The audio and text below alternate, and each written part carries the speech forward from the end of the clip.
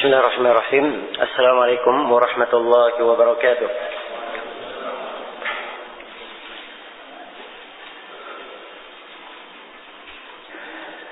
Alhamdulillahi wa kafa wa salaman wa salatan ala ibadihi alladhina istafa wa ala alihi wa sahbihi wa man iqtafa, amma ba'd. Hadirin sekalian yang saya hormati dan saya muliakan, insyaallah ta'ala ini adalah sesi yang terakhir untuk pembahasan kita mengkaji kitab Fadlul Islam karya Al-Mujaddid Syekh Muhammad Ibn Abdul Wahhab rahimahullahu ta'ala.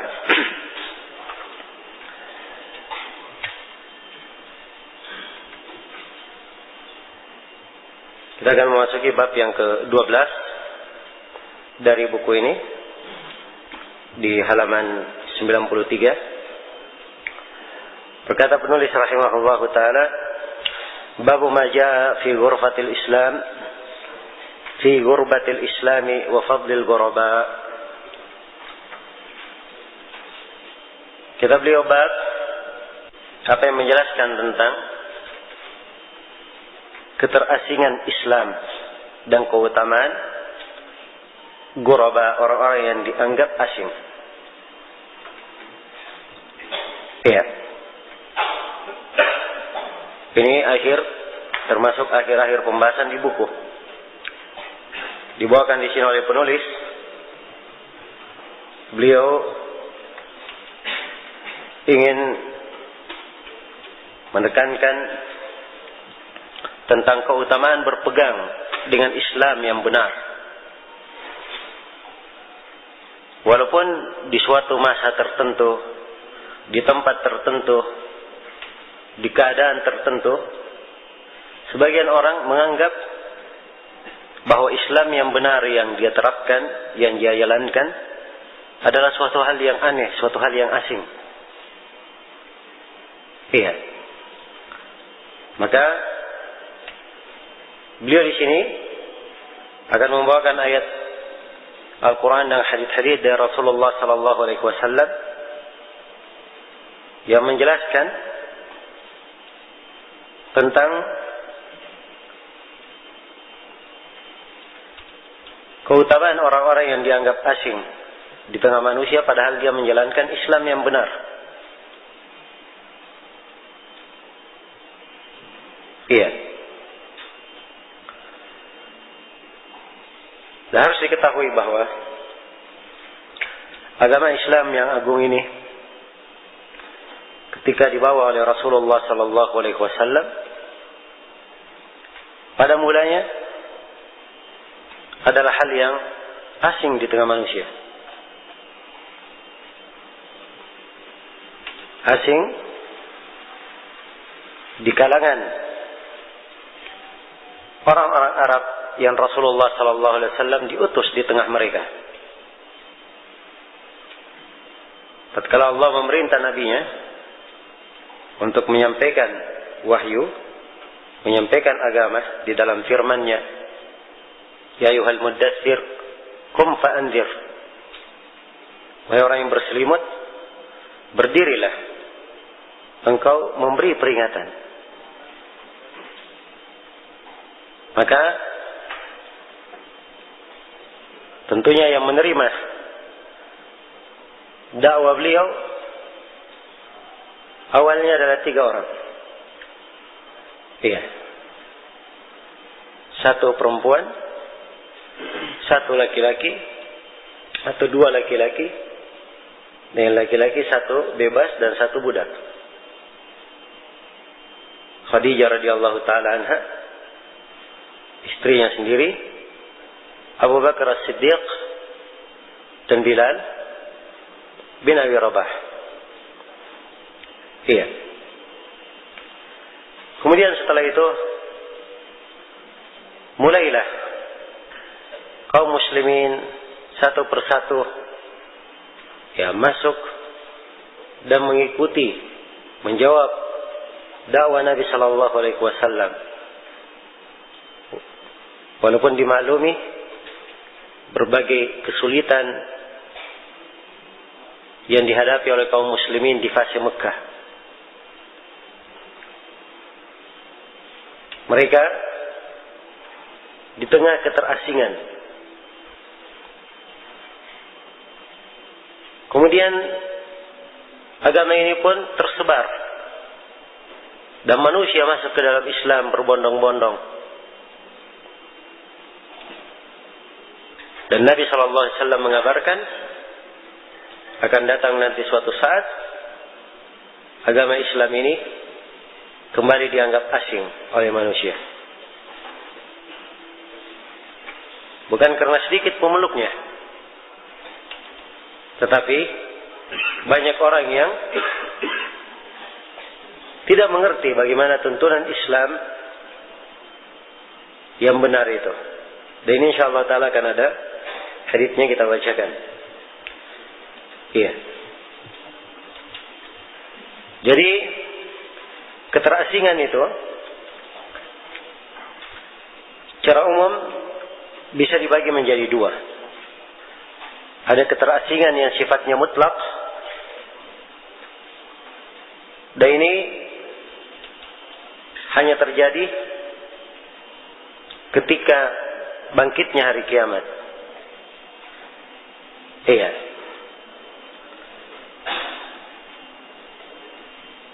Karena di akhir dari keberadaan manusia di atas muka bumi ini, Allah Subhanahu wa taala mengirim angin yang lembut, kemudian mencabut ruh setiap mukmin dan mukminah. Iya. Sehingga asinglah keislaman itu. Tapi setelah Nabi sallallahu alaihi wasallam diutus hingga sebelum bangkitnya hari kiamat, tidak ada yang dikatakan keterasingan secara mutlak. Tapi keterasingan yang kedua, keterasingan yang sifatnya muqayyadah, terikat pada tempat tertentu, waktu tertentu, atau ada sebagian dari syariat yang dianggap asing, sebagian dari tuntunan yang dianggap asing oleh manusia. Kemudian beliau menyebutkan ayat Al-Quran. Kata beliau, wa qaulillahi ta'ala, wa qaulullahi ta'ala, firman Allah ta'ala, falaula kana minal quruni min qablikum ulu baqiyatin yanhauna 'anil fasadi fil ardi illa qalilan mimman anjayna minhum. Al-ayah.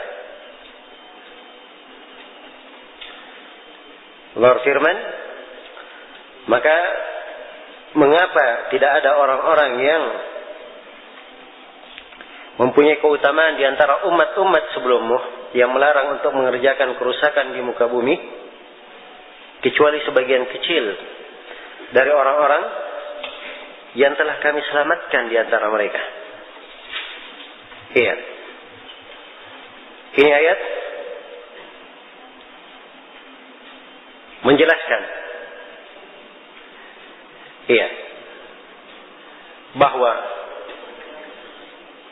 yang diselamatkan oleh Allah Subhanahu wa taala hanya sebagian kecil, qalilan, hanya sedikit, Ya. Itu pun mereka dari ulu bakiyah yang tersisa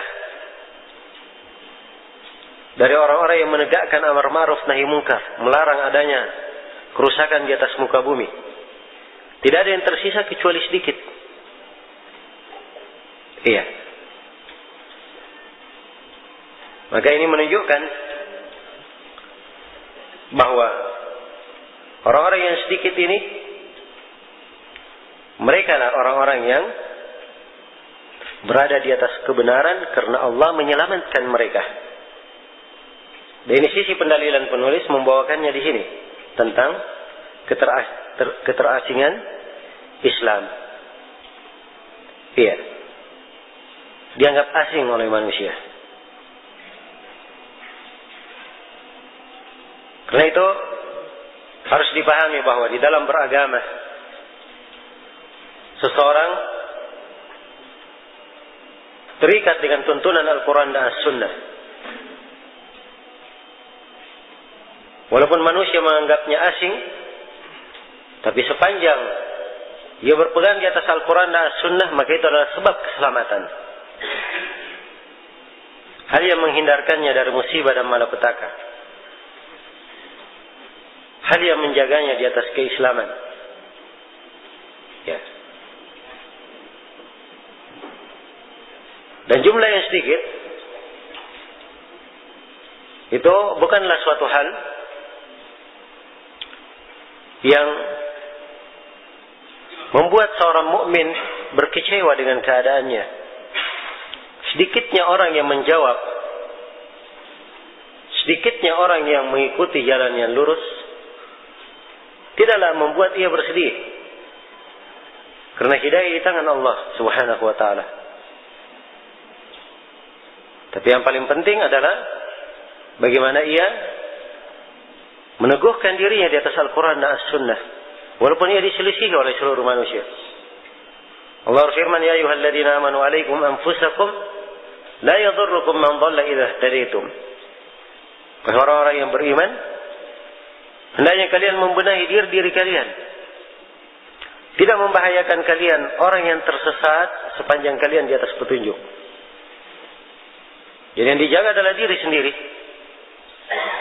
Bagaimana diri itu dijaga di atas petunjuk. Iya. Dan banyaknya orang yang mengikuti kebatilan bukanlah ukuran bahwa kebanyakan itu adalah kebenaran. Sebagaimana yang telah kita jelaskan pada pertemuan sebelumnya. Bahkan Allah telah berfirman, wa in tuti' aktsara man fil ard yudilluka an sabilillah. Kalau engkau menaati kebanyakan orang di atas muka bumi ini, engkau akan disesatkan dari jalan Allah. Ya, kalau mau diikuti kebanyakan orang akan menyesatkan dari jalan Allah. Tapi yang diikuti oleh seorang hamba adalah Al-Quran dan Sunnah Rasulullah SAW. Kalau dia sudah berpegang dengan keislaman yang benar, dianggap asing oleh manusia, jangan dia bersedih hati. Ya, di dalam ayat ini diterangkan bahwa yang diselamatkan itu sedikit oleh Allah. Tapi saya perlu ingatkan di sini bahwa bukan artinya keutamaan orang-orang yang dianggap asing itu bermakna orang yang membuat tuntunan sendiri, orang yang selalu tampil aneh di tengah manusia, bukan itu. Ya. Jadi bukan orang yang sifatnya berani tampil beda, tidak. Tapi dia dianggap asing karena apa? Berpegang dengan tuntunan. Inilah yang kita lihat. Ya. Seorang melakukan ibadah. Loh, kok berbuat seperti itu? Padahal di dalam Al-Quran tuntunannya. Seorang mengamalkan suatu ibadah, ditanya kok bisa seperti itu?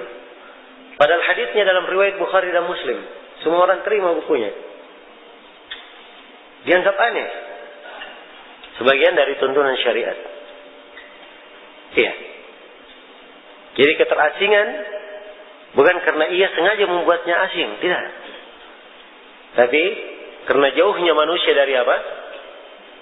Memahami agama yang benar, sehingga Islam ini syariat yang sebenarnya adalah hal yang dikenal di kalangan para ulama, dianggap asing oleh banyak orang. Nah, disinilah penulis ingin menjelaskan dan membesarkan hati setiap orang yang berislam dengan keislaman yang benar. Jangan ia bersedih hati ketika dianggap asing oleh manusia. Justru dia harus berbesar jiwa karena Allah Subhanahu wa taala telah memberikan kepadanya nikmat mengenal jalan yang lurus, mendapat hidayah, diteguhkan di atas sunnah, diteguhkan di atas sunnah. Setelah menyebutkan ayat, beliau membawakan hadis. Kata beliau, wa Nabi Hurairah radhiyallahu anhu marfu'an, badal Islamu ghariban wa sayaudu ghariban kama bada fatuba lil ghuraba. Rawahu Muslim. Kata beliau dari Abu Hurairah radhiyallahu anhu secara marfu', beliau berkata, Rasulullah bersabda, Islam dimulai dalam keadaan asing. Ya, awal kali datangnya asing sekali. Nabi dikatakan tukang sihir, dukun, ya, orang yang ingin membawa perkara baru di tengah manusia. Ya. Dikatakan beliau sebagai orang yang gila, tidak waras, macam-macam celaan yang dituduhkan kepada Nabi. Ini awal kali datangnya keislaman. Setelah itu Islam tersebar. Dan Nabi mengabarkan, wa sayaudu ghariban kama bada. Dan Islam itu akan kembali asing lagi sebagaimana awal mulanya. Jadi Nabi sebutkan dua keterasingan. Keterasingan yang pertama di awal Islam, dan keterasingan yang kedua setelah Islam tersebar, dianggap asing lagi oleh manusia. Iya. Dan di keterasingan yang kedua ini bukan jumlah umat Islam itu sedikit seperti awalnya, tidak. Di hari-hari ini jumlah kaum muslimin manusia yang paling banyak di atas muka bumi. Tapi bersamaan dengan itu, banyak dari tuntunan Islam yang benar dianggap asing oleh kaum muslimin. Inilah makna akan kembali asing. Nah, di keterasingan yang kedua ini, apabila ada yang beramal dengan keislaman yang benar dianggap asing oleh manusia, Nabi berkata, fatuba lil ghuraba, beruntunglah orang-orang yang dianggap asing itu. Sebutkan oleh beliau keberuntungan. Iya. Sebab ini menunjukkan kegigihannya berpegang dengan sunnah, kesabarannya berpegang dengan keislaman yang benar. Dan perlu memang di masa ini seorang itu harus mempunyai jiwa yang kuat. Iya. Dan selalu mengharap pertolongan dan ridha Allah Subhanahu wa taala supaya bisa menerapkan keislaman yang benar. Walaupun banyak manusia yang tidak menyukainya. Iya, banyak manusia yang tidak menyukainya. Baik. Jadi ini hadis penjelasan tentang keadaan yang akan terjadi. Dan ini bukan penjelasan hukum. Ya, saya ingin hadirin sekalian pahami ucapan saya. Ini hadis penjelasan tentang keadaan yang akan terjadi, bukan penjelasan hukum. Suatu ketentuan yang Allah tetapkan bagi orang yang berislam yang benar di akhir zaman dianggap asing oleh manusia. Tapi bukan artinya kita sengaja membuat agama itu asing di tengah manusia, tidak. Ya, justru kita ada ayat-ayat dan tuntunan lain bagaimana mengajak manusia kepada agama yang benar, berdakwah di jalan Allah, menyebarkan Islam. Kita tetap semangat manusia mendapat hidayah walaupun mereka menganggapnya asing. Kita selalu mengajak manusia dengan hikmah, dengan cara yang bijaksana, bersabar atas setiap gangguan, membalas kejelekan dengan kebaikan. Ini dari hal-hal yang hendaknya dikembangkan agar supaya manusia mengenal keislaman itu. Jadi kalau suatu tempat, kadang awalnya keislaman di masa ini di satu tempat dianggap asing, dengan adanya dakwah di jalan Allah, akhirnya keislaman yang benar tersebar di tempat itu. Karena memang tadi saya telah terangkan bahwa keterasingan secara mutlak itu tidak ada lagi setelah Nabi Sallallahu Alaihi Wasallam diutus. Keterasingan pada satu tempat, satu keadaan, iya. Keterasingan secara mutlak hanya ada di masa awal kali Nabi diutus dan setelah di akhir zaman sebelum ketika bangkitnya hari kiamat. Itu dua keterasingan mutlak. Di antara itu tidak ada secara mutlak, hanya di tempat-tempat tertentu. Karena itulah kalau terjadi misalnya di sebuah tempat, anggaplah sebuah desa. Iya. Dan kita melihat kebanyakan masyarakat kita, mereka tidak mempelajari Islam dari sumber-sumbernya. Ritual keislaman hanya diambil turun-temurun. Dipelajari dari ayahnya, dari kakeknya. Kebiasaan, adat istiadat itu yang berlaku. Tidak dipelajari dari Al-Quran dan hadis, tidak. Ya, begitu masuk seseorang yang telah mempelajari Islam dengan benar, dengan dalil Al-Quran dan hadis Rasulullah sesuai dengan jalan para sahabat, dianggap asing oleh manusia. Maka dia menyebarkan keislaman dengan cara yang hikmah. Iya. Mengadakan perbaikan sesuai dengan kemampuannya dan merubah kemungkaran dengan cara yang bijaksana. Ya, bukan dengan bentuk merubah kemungkaran yang melahirkan kemungkaran lebih besar, tidak. Tapi ia berusaha mengadakan perbaikan. Kemudian dengan upayanya ini tersebar keislaman. Maka itu adalah nikmat yang Allah berikan kepadanya. Sehingga manusia banyak yang mendapat hidayah. Iya. Tapi tentunya di atas muka bumi ini masih ada tempat-tempat lain. Di kata satu desa ini semuanya kenal Islam yang benar, sudah tersebar, sudah dianggap biasa. Mungkin di tempat-tempat lain masih banyak yang menganggapnya apa? Menganggapnya asing. Karena itu saya katakan, ini bukan penjelasan hukum. Jangan, kalau begitu orang yang asing itu hukumnya dapat pahala. Kalau gitu saya buat diri saya asing aja di tengah manusia, supaya saya dapat pahala. Tidak. Ini penjelasan keadaan. Iya. Penjelasan keadaan dan seorang hamba bergembira, ya, dengan keislaman yang dia miliki. Baik. Kemudian dikatakan di dalam kelanjutan hadis yang disebut oleh penulis, kata beliau, warawahu Ahmadu min hadits Ibnu Mas'ud radhiyallahu anhu wa fihi qila manil ghuraba qala an-nuzza'u min al-qabail. Dan diriwayatkan pula hadits ini oleh Imam Ahmad dari hadits Ibnu Mas'ud. Nah, ada tambahannya. Ya, Nabi ditanya, manil ghuraba, siapakah orang-orang yang dianggap asing itu? Beliau menjawab, an-nuzza' min al-qabail.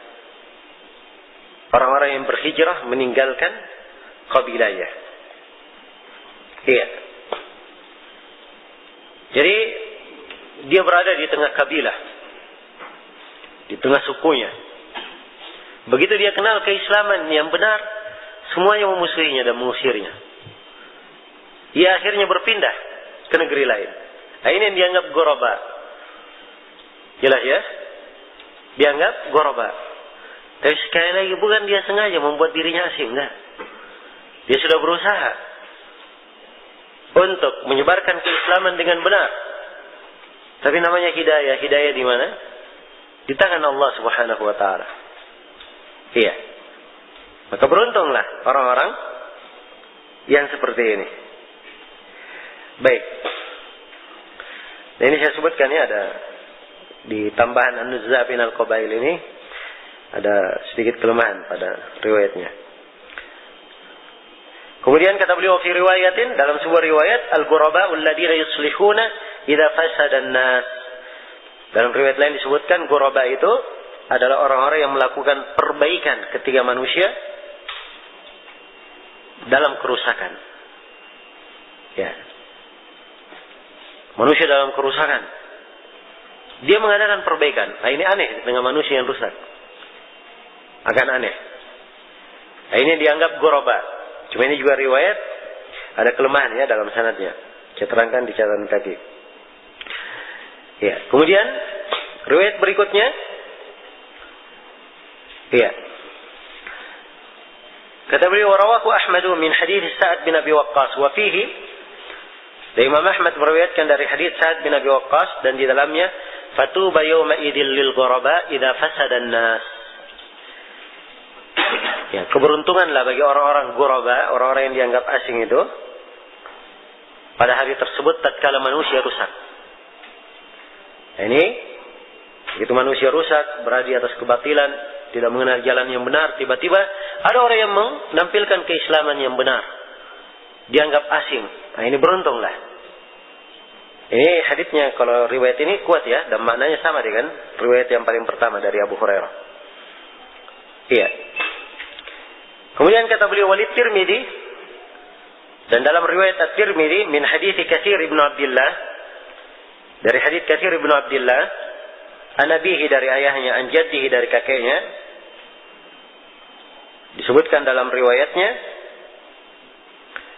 iya, fatuba lil ghuraba alladziina yuslihuna ma afsada an-nasu min sunnati. Keberuntunganlah bagi ghuraba, yaitu orang-orang yang memperbaiki apa-apa yang dirusak oleh manusia dari sunnahku. Ya, cuma ini juga dari riwayat yang sangat lemah. Jadi secara umum ghuraba itu siapa yang dianggap asing? Apakah keterasingannya dalam bentuk dia memperbaiki di tengah manusia yang rusak, atau dia memperbaiki di tengah keluarganya, di tengah kabilahnya, kemudian ditolak, diusir? Itu semuanya tercakup. Sebab kata ghuraba lebih apa? Lebih umum. Ya, dan riwayat-riwayat yang disebutkan oleh penulis memang beliau hanya ingin menafsirkan, dan penafsiran itu walaupun semuanya sahih, itu bukan pembatasan. Sebab konteks haditsnya lebih apa? Lebih umum. Iya. Maka bergembiralah orang-orang yang berpegang dengan keislaman yang benar. Iya, dia sudah berusaha mengajak manusia, namun tetap dianggap asing. Dia bersabar di atas hal itu, maka jangan dia bersedih hati. Jangan ia bersedih hati. Nah, itu kata sebagian para ulama, la tastawhish biqillatis salikin wa la taghtar bikasratil halikin. Jangan kamu merasa tidak enak, ya, dengan sedikitnya orang yang menempuh jalan kebenaran. Dan jangan kamu tertipu dengan banyaknya orang-orang yang binasa, keluar dari jalan yang lurus. Iya. Kesabaran diperlukan. Tapi seorang muslim di masa ini tatkala dia melihat manusia jatuh di dalam kekeliruan, ya, keislamannya yang benar menuntutnya untuk semangat mengadakan perbaikan. Ya, karena itu Nabi SAW orang yang paling bersemangat manusia itu menjadi baik. Sangat bersemangat. Ya. Dan semangat beliau adalah hal yang dimaklumi di dalam sejarah. Bagaimana beliau mendakwahi pamannya, mendakwahi karib kerabatnya. Iya. Bagaimana beliau menanggung berbagai kesulitan, berbagai penderitaan untuk menyampaikan dakwah tersebut. Semangat yang luar biasa. Ya. Mungkin sesemangat seorang menyampaikan kebaikan, tidak ada yang seperti Nabi. Ya. Saya beri contoh misalnya dalam hadis riwayat Muslim, Rasulullah SAW selepas salat subuh, beliau naik di atas mimbar. Kemudian memberikan nasihat, ceramah kepada manusia. Iya. Kepada para sahabat. Hingga masuk waktu duhur. Dari subuh sampai apa? Sampai duhur. Subhanallah. Turun hanya untuk mengimami para sahabat. Salat duhur. Setelah itu naik lagi. Beliau bicara sampai asar. Kemudian turun mengimami para sahabat. Naik lagi beliau bicara sampai apa? Sampai maghrib. Siapa yang bisa seperti ini? Kata sahabat yang mengisahkan hadits ini, yaitu Zaid bin Akhtab, kata beliau, orang yang paling banyak yang dia hafal ketika Nabi berbicara, itulah yang paling berilmu di antara kami. Perhatikan bagaimana semangat beliau sallallahu alaihi wasallam. Iya. Beliau pernah mengirim seorang sahabatnya mendatangi pendeta Nasrani, mendakwainya masuk pada Islam. Nah, bukannya menerima, justru dibalas dengan apa? Cacian. Tuhannya Nabi Muhammad itu terbuat dari apa? Dari emas kah, dari perak atau dari tembaga? Ya. Si utusan kembali melaporkan kepada Nabi. Ya. Perhatikan apa yang dilakukan oleh Nabi. Kata beliau, kamu kembali lagi, dakwai dia. Kembali lagi utusan. Bukan dikatakan, oh memang itu betul-betul. Beliau enggak seperti itu. Tapi diperintah utusan kembali lagi. Ya. Dan si pendeta kembali mengulangi ucapannya. Balik lagi. Utusan kepada Nabi melaporkan. Kata Nabi, kamu kembali lagi. Yang ketiga kalinya masih sedemikian. Dan Allah Subhanahu wa taala setelah itu mengirimkan petir membakar orang tersebut. Iya. Dan itu hadits ini disebut oleh Ibnu Katsir ya. Di tafsir surah Ar-Ra'd. Ya, dan sanadnya bisa dihasankan. Dan ini pertama menunjukkan semangat beliau. Dan yang kedua menunjukkan bahaya orang yang apa? Keluar dari tuntunan. Sebab siksaan itu kalau tidak disegerakan untuknya di dunia, di akhirat kelak akan lebih dahsyat lagi. Iya. Ada kadang yang langsung disegerakan siksaannya di dunia. Tampak padanya musibah karena ia menyelisih perintah Allah dan Rasulnya. Menyelisih perintah Allah dan Rasulnya. Maka cara umum bahwa seorang semangat agar manusia mendapatkan kebaikan itu adalah sifat yang mulia. Dulunya Nabi kalau ada orang yang diajak masuk Islam, orang itu menolak, beliau sangat sedih sekali. Ya. Hingga Allah menegurnya di dalam Al-Quran. Fala tadhhab nafsuka alaihim hasarat. Jangan sampai jiwa kamu itu pergi dalam keadaan penuh kesedihan menangisi orang-orang itu. Karena hidayah itu sudah diatur oleh Allah Subhanahu wa taala. Tapi perhatikan bagaimana semangat beliau dan kecintaan beliau mendapatkan apa? Mendapatkan hidayah. Ya. Karena itulah bagi mereka yang mengetahui keislaman yang benar ini hendaknya bersyukur kepada Allah, menjaganya dengan baik, semangat supaya saudaranya terjaga di atas hidayah. Iya. Dan kadang syaitan melihat orang yang sudah berada di atas kebaikan, dia tidak tinggal diam. Yang sedikit ini yang mendapat hidayah dibuat ribut lagi antara sama mereka. Iya. Padahal hal yang tidak harus diributkan. Dan ini berbagai cara syaitan untuk menyesatkan. Karena itu seorang merenungi tentang keindahan Islam, nikmat Islam terhadap dirinya. Ini akan membuatnya berpikir lebih bijaksana. Dan akan membuatnya semangat agar saudaranya itu mendapat hidayah. Orang yang tidak kenal sunnah saja, dia semangat agar supaya orang tersebut mengenal sunnah. Ini saudaranya sudah kenal sunnah, berbuat kesalahan, justru ya, bukannya dinasihati, tetapi seakan-akan harus dibuang keluar dari sunnah. Ya. Dan ini keliru ya. Ya. Bukan orang yang berakal kalau tangannya luka, ya, tidak diobati. Tangan luka, diobati dong. Ya kan? Bukan tangan luka diambilkan gunting, dipotong, dibuang jarinya. Nah, seperti itu. Tapi seorang berusaha untuk memperbaiki. Iya.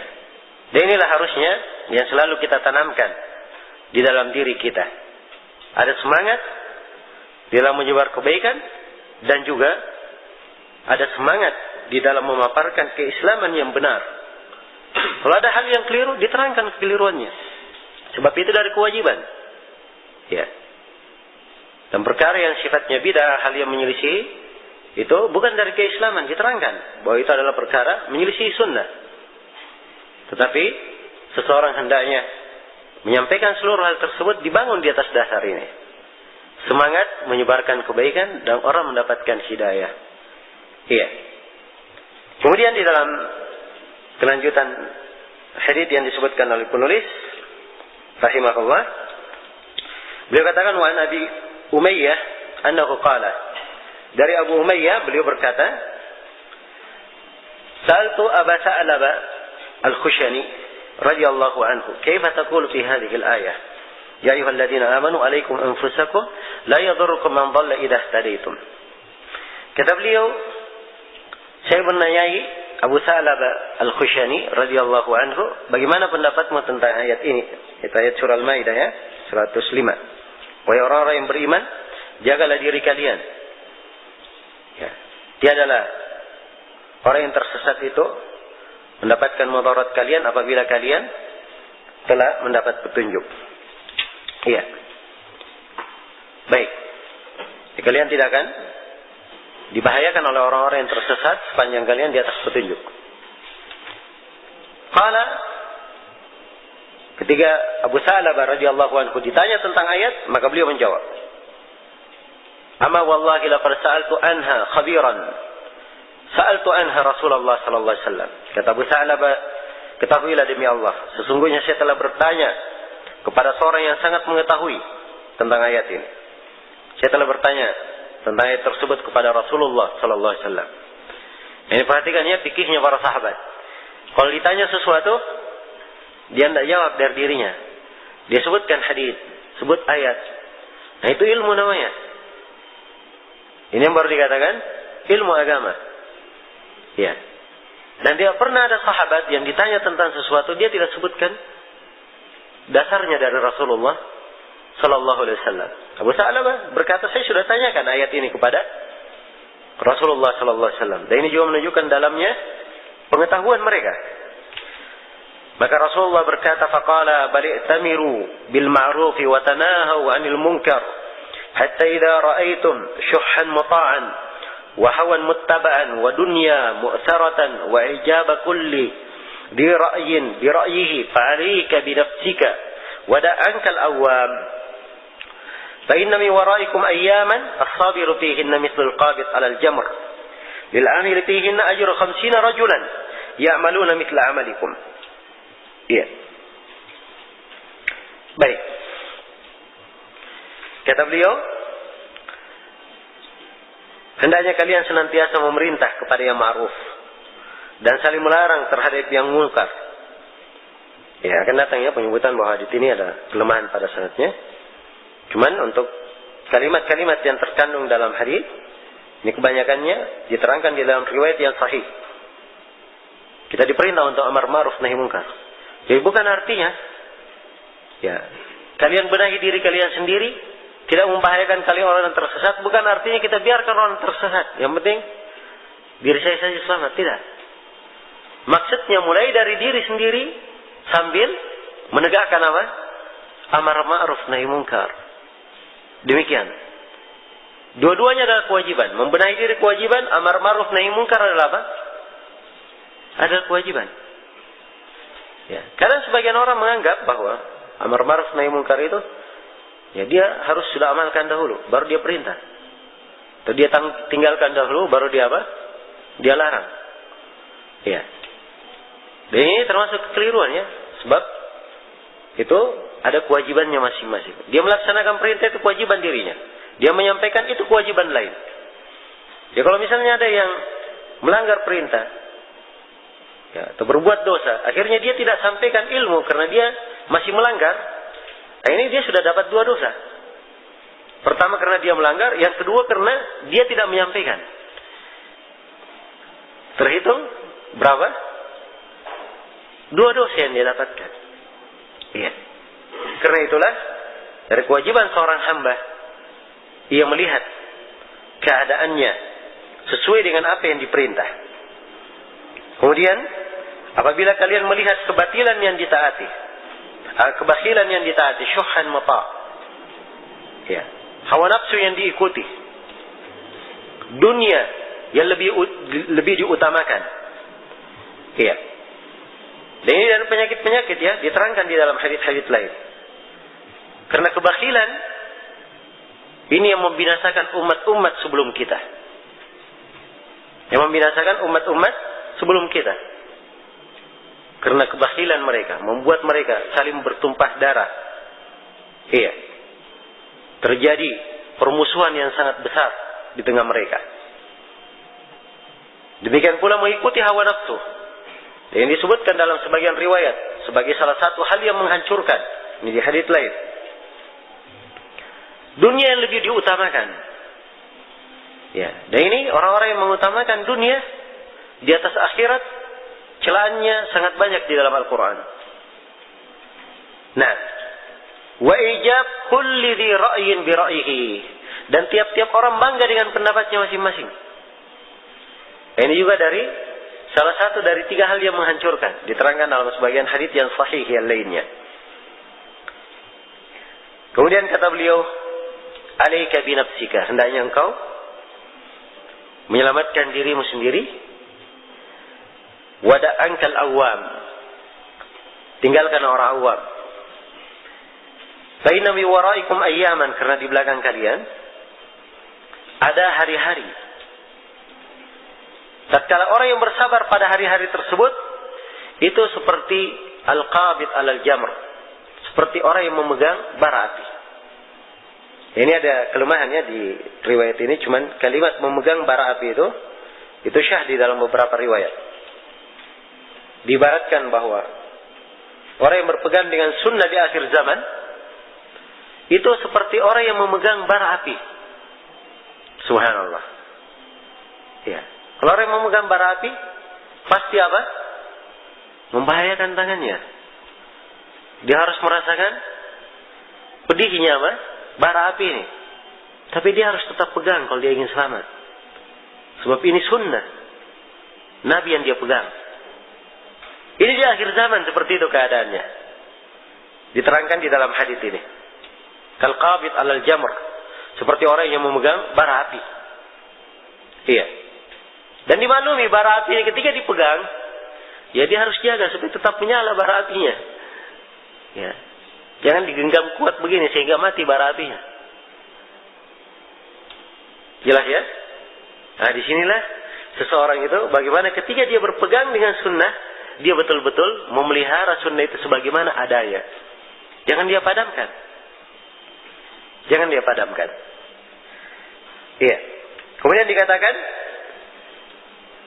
orang yang beramal pada hari-hari tersebut mendapatkan pahala 50 orang yang beramal dari amalan kalian.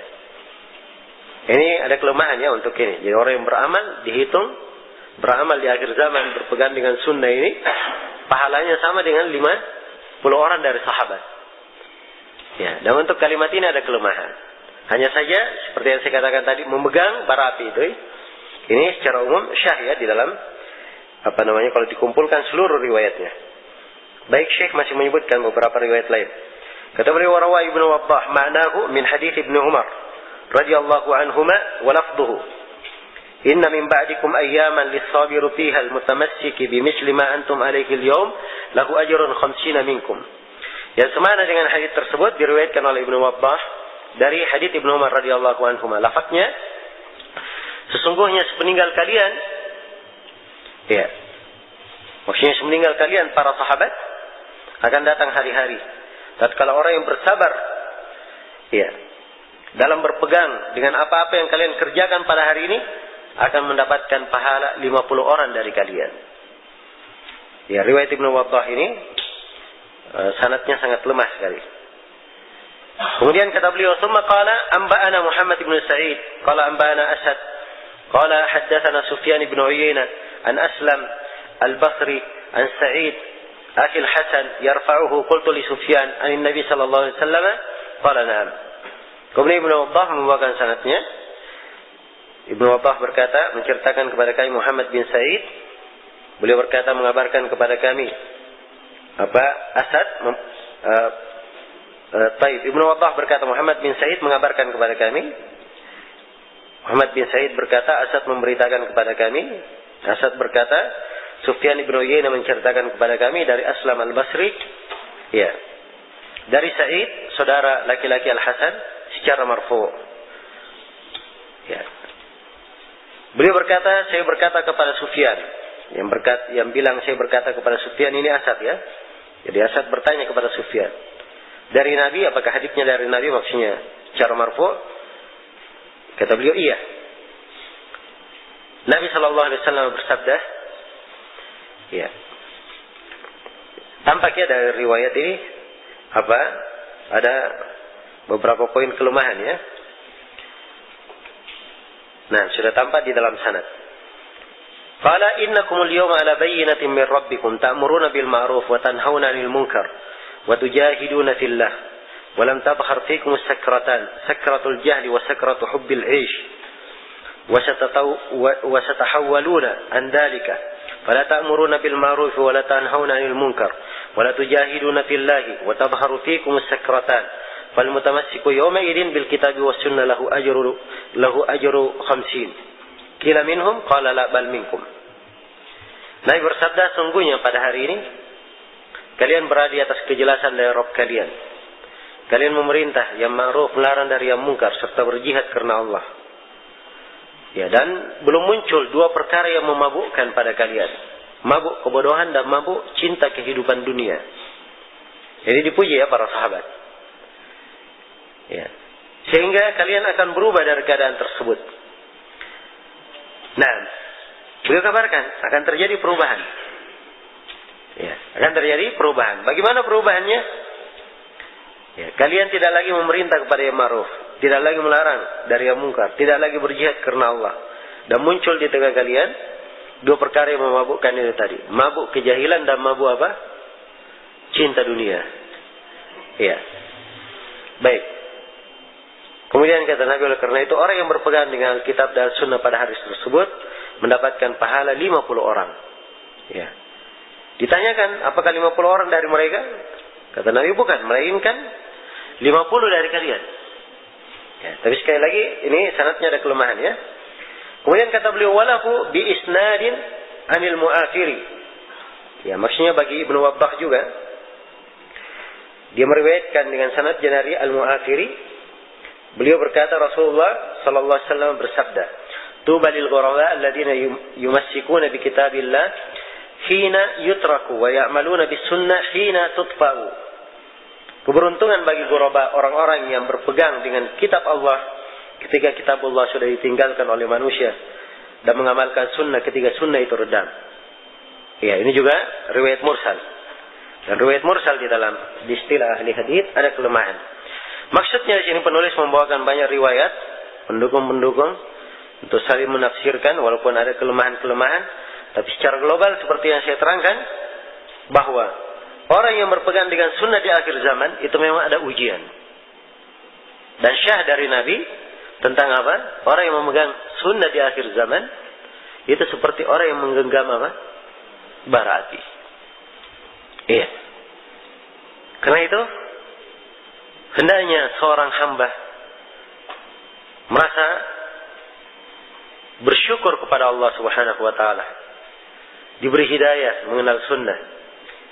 Dan dia selalu berdoa dikokohkan di atas hal tersebut. Dikokohkan, diteguhkan hatinya. Ya, karena itulah keberuntungannya. Iya. Itulah keberuntungannya yang akan mengantarnya kepada kehidupan yang terbaik di akhirat. So, kalau ia di kehidupan dunia ini dipuji oleh manusia, disanjung oleh manusia, semua manusia menyenanginya, tetapi dia menyelisih sunnah, itu tidak ada manfaatnya pada hari kiamat. Tidak ada manfaatnya kalau Allah murka kepadanya. Maka yang dicari oleh seorang hamba adalah keridhaan Allah Subhanahu wa ta'ala. Baik, selesai sudah pembahasan di bab yang keberapa? Bab yang ke-12. Kemudian bab yang terakhir ini, bab yang ke-13. Iya. Penulis rahimahullahu taala berkata, babut tahdzir minal bid'ah. Bab peringatan tentang bahaya bid'ah. Nah, ini beliau kembali menegaskan di akhir bab ini tentang bahayanya, agar supaya selalu diingat oleh seorang yang berislam dengan keislaman yang benar, bahwa modal utamanya adalah dia menjaga dirinya di atas keislaman. Dan hal yang menyebabkan seorang hamba mendapatkan keutamaan keislaman itu secara sempurna apabila dia meninggalkan segala bid'ah dalam agama. Beliau bawakan hadis Irbad ibn Sariyah dan ucapan Hudzaifah serta kejadian yang terjadi di masa Ibnu Mas'ud radhiyallahu taala anhu.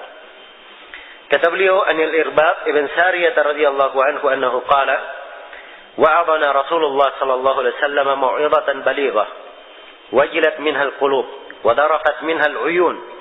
Qulna ya Rasulullah ka'annaha mau'izatu muwaddi'in fa'usina. Dari Irbad ibn Sariyah radhiyallahu anhu, beliau berkata, Rasulullah sallallahu alaihi wasallam menasihati kami dengan nasihat yang sangat mendalam. Ya. Ini termasuk bentuk dari semangat Nabi menasihati umat. So pekerjaan beliau seperti itu. Ya. Datang orang mencari Nabi. Ada orang Arabi datang mencari Nabi. Di mana yang namanya Muhammad? Ya, Arabi ini kasar ya, orang-orang apa? Ya, orang-orang Badun tidak punya tempat tinggal menetap, pindah-pindah. Ya. Dia sudah masuk Islam. Tapi datang bertanya, di mana yang namanya Muhammad? Ya. Tidak berkata di mana Nabi kita Nabi Muhammad. Nah. Maka para sahabat berkata, yang duduk di tengah-tengah kami. Dan waktu itu Rasulullah sedang duduk di tengah para sahabatnya. Iya. Sedang duduk di tengah para sahabatnya. Jadi keadaan Rasulullah bersama manusia. Menunjukkan semangat beliau. Beliau memberikan nasihat, mau'izatan balighah, nasihat yang sangat mendalam. Menunjukkan bahwa seorang dai, ya memang dia harus memilih kalimat-kalimat nasihat pada keadaan-keadaan tertentu, hal yang mendalam. Iya. Sehingga bermanfaat bagi orang yang mendengarkannya. Ayat-ayat Al-Quran dan hadis-hadis Rasulullah itu luar biasa. Ya, kalau seorang memahami fikihnya, nasihat yang sangat mendalam. Al-Quranul Karim, ya, turun kepada gunung saja, gunung itu hancur berkeping-keping. Bagaimana dahsyatnya Al-Quran ini? Ya, kenapa tidak bisa melembutkan hati-hati yang keras? Harusnya dari sini seorang berpikir, mengambil manfaat dari Al-Quran, bagaimana cara bisa melembutkan hati-hatinya. Ya, dan di sini ada tugas seorang yang menuntut ilmu, dia memilih dari kalimat-kalimat yang dengannya bisa menyadarkan dan mengingatkan, mengembalikan manusia kepada jalan yang lurus. Apa yang terjadi pada para sahabat mendengar nasihat Nabi ini? Sehingga hati-hati kami bergetar. Perhatikan, wajilat minhal qulub wa darafat minhal uyun, air mata kami bercucuran. Subhanallah. Dan ini dari kelembutan hati para sahabat. Iya. Dan semua orang seperti ini. Dinasihati berbicara tentang surga, tentang neraka, tapi tidak semua orang bisa meneteskan air mata karena dia takut kepada Allah. Ingat akan dosa-dosanya. Tidak semua orang bisa seperti itu. Dan ini dari keimanan yang indah pada para sahabat. Wajarlah kalau mereka ini adalah generasi terbaik di tengah umat. Ya. Ketika mendapatkan nasihat seperti ini, qulna, kami berkata, ya Rasulullah, ka'annaha mau'izatu muwaddi'in fausina. Wahai Rasulullah, seakan-akan itu adalah nasihat perpisahan. Berwasiatlah kepada kami. Ya, dan ini juga dari semangat para sahabat. Ketika Nabi memberi wasiat seperti itu, mereka minta tambahan supaya diberi apa? Diberi wasiat yang mereka pegang. Maka Nabi SAW berkata, "Usikum bitaqwallah was-sam'i wat-ta'ah." Saya wasiatkan kalian untuk bertakwa kepada Allah Azza wa Jalla dan mendengar dan taat. Maksudnya mendengar dan taat kepada pemimpin. Wa in umira alaikum 'abdun. Iya. Meskipun seorang budak yang memimpin kalian. Ya. Sini budak yang memimpin ada dua makna ya. Mana yang pertama, seorang budak mengadakan pemberontakan dan dia berhasil menjadi pimpinan negara. Ya, sepanjang dia sudah memimpin negara, tetap didengar dan dia apa? Ditaati. Itu mana yang pertama. Itu mana yang kedua, seorang pimpinan negara, dia membentuk satu pasukan, atau dia menentukan sebuah wilayah, dan yang dijadikan pemimpin di situ adalah seorang budak. Diangkat sebagai gubernur atau pimpinan pasukan, maka ini juga wajib didengar dan dia apa? Ditaati. Ini dua maknanya ya. Kemudian kata Nabi, wa innahu may ya'ish minkum fasayara ikhtilafan katsira. Sungguhnya barang siapa di antara kalian yang hidup panjang, dia akan melihat perselisihan yang banyak. Iya, ini pengabaran ya. Sekali lagi saya sebutkan tadi, dibedakan antara pengabaran dan petikan hukum. Ya. Kalau disebutkan akan terjadi perselisihan yang banyak, oh kalau begitu bukan artinya kita diperintah untuk berselisih. Bukan. Tapi ini pengabaran tentang adanya apa? Ujian yang menimpa umat. Banyak perselisihan. Sehingga kadang seorang bingung. Iya. Tapi dari keindahan Islam ini, Nabi SAW menjelaskan obatnya. Fa'alaikum bisunnati wa sunnati al-khulafa'ir rasyidin al-mahdiyyin min ba'di. Hendaknya kalian berpegang dengan sunnahku dan sunnah para khulafa' ar-rasyidin yang mendapat petunjuk setelahku. Abdu 'alaiha bin nawajid. Gigitlah dengan gigi geraham kalian. Diperintah menggigit sunnah dengan apa? Gigi geraham. Dan dimaklumi ya, gigi geraham adalah gigi yang terkuat yang dimiliki oleh siapa? Manusia. Kalau gigit pakai gigi geraham itu lebih kuat daripada yang lainnya. Iya. Kalau dia gigit pakai gigi depannya, ditarik, mungkin ikut gigi depannya. Ya. Tapi kalau gigi geraham tidak. Ini yang terkuat, gigit bin nawajid. Iya.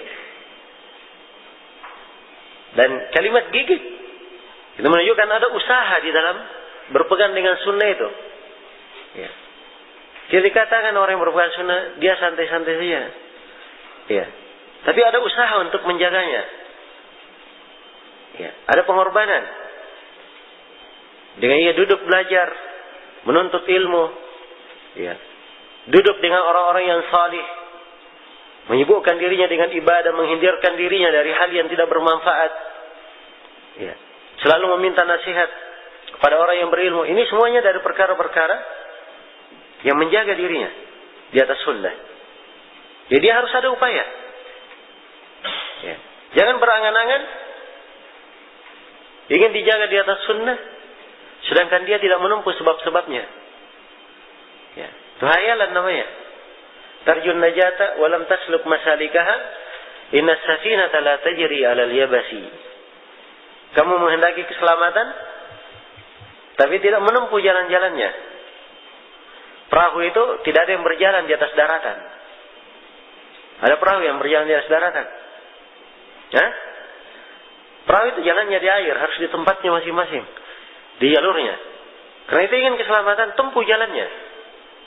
Tempuh jalannya. Demikian. Iya. Dan di antara hal yang mengokohkan seorang di atas sunnah adalah dia mempelajarinya. Mempelajarinya. Ini hal yang terpenting. Dan menuntut ilmu ini luar biasa. Nah itu di masa ini dari hal yang hendaknya selalu kita mengingatkan adalah tentang keutamaan mempelajari ilmu agama. Ya, dan insyaallah taala ini tema pembahasan kita nanti besok di Masjid Al-Khalil sana, Sidoarjo. Tentang keutamaan menuntut ilmu. Ini harus selalu tertanam di dalam jiwa seorang hamba. Selalu dia ulangi. Sebab ini sumber keselamatannya.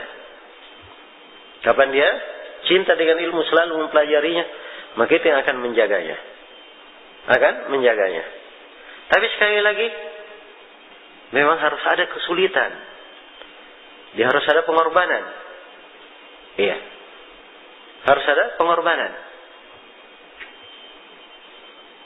Kata seorang penyair, man talabal uluma bighairi kaddin sayudrikuha idza syabal ghurabu. Siapa yang mencari ilmu tanpa susah payah, ya, dia akan dapatkan ilmu itu kalau burung gagak sudah beruban. Ya, ada burung gagak beruban. Hah? Itu mustahil namanya. Jadi ini pembahasan ya. Orang yang menuntut ilmu tanpa susah payah, mustahil dia dapat ilmu, begitu maksudnya. Jadi dia dapat ilmu nanti kalau burung gagak beruban baru dia dapat ilmu. Ya. Ini sama ya dengan ayat Al-Quran. Ya, hatta yalijal jamalu bisammil khiyat. Orang-orang kafir itu tidak akan masuk surga kecuali kalau unta itu bisa masuk ke lubang jarum. Ya, ada unta bisa masuk di lubang jarum. Ya, maksudnya mustahil mereka masuk surga. Ya, demikian pula di sini. Siapa yang mencari ilmu tanpa susah payah, dia akan dapatkan ilmu itu. Ya. Tapi kapan dia dapatkan? Kalau burung gagak sudah beruban. Iya. Demikian. Maka harus ada usaha dan upaya. Gigit sunnah itu dengan gigi geram kalian. Kemudian Nabi mengingatkan, dan ini sisi pendalilan penulis. Wa iyyakum wa muhdatsatil umur fa inna kulla bid'atin dhalalah. Dan hati-hati kalian dari perkara-perkara yang diada-adakan dalam agama. Karena sebuah bid'ah adalah kesesatan. Ya, di sini peringatan dari Nabi tentang bahaya bid'ah. Jadi beliau tatkala memperingatkan kepada umatnya akan terjadi perselisihan yang banyak, Nabi Shallallahu Alaihi Wasallam menjelaskan jalan keluarnya dengan dua hal. Hal yang pertama, umat ini harus berpegang dengan sunnah Rasul dan sunnah Khulafaur Rasyidin. Ya. Hal yang kedua, dia wajib meninggalkan bid'ah dan perkara baru. Ini dua hal yang akan menyelamatkannya di tengah fitnah yang terjadi. Karena itu, hadits ini sebenarnya bisa merangkum semua pembahasan kita yang telah lalu. Sebab intinya seorang yang berjalan di atas Islam yang benar, dia mempelajari keislaman yang benar ini dan menghindarkan dirinya dari segala jalan yang bisa mengeluarkannya dari apa? Dari keislaman yang benar. Yaitu dia hindarkan dirinya dari bid'ah, muhdatsat, perkara baru dan selainnya. Baik.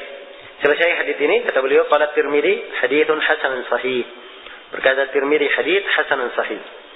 Kemudian di halaman 106 sebutkan hadits Hudzaifah. Kata beliau, "An Hudzaifah radhiyallahu anhu annahu qala, kullu ibadatin la yata'abbaduha ashabu Muhammadin fala ta'abbaduha. Fa innal awwala lam yada' lil akhir maqalan. Fattaqullaha ya ma'syaral qurra wa khudhu tariqa man kana qablakum." Rawahu Abu Daud.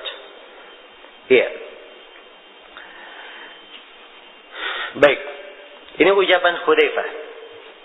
Disebut oleh Abu Syama dalam Al-Ba'ith dan beliau nisbatkan kepada Abu Daud.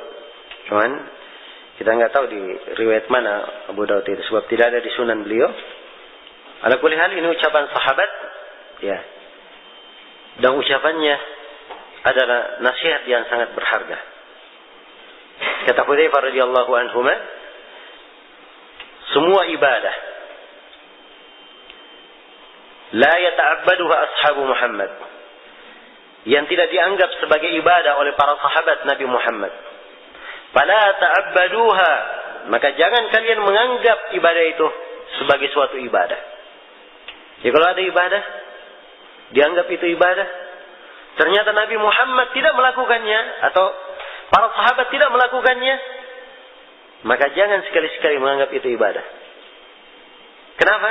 Kata Hudzaifah, fa innal awwala lam yada' lil akhir maqalan. Sebab generasi pertama umat ini sudah tidak meninggalkan lagi kesempatan bagi yang datang setelahnya untuk berbicara.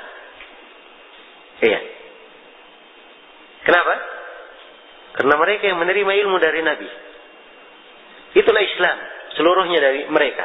Ya kalau mereka tidak berbicara berarti itu bukan apa? Bukan dari keislaman.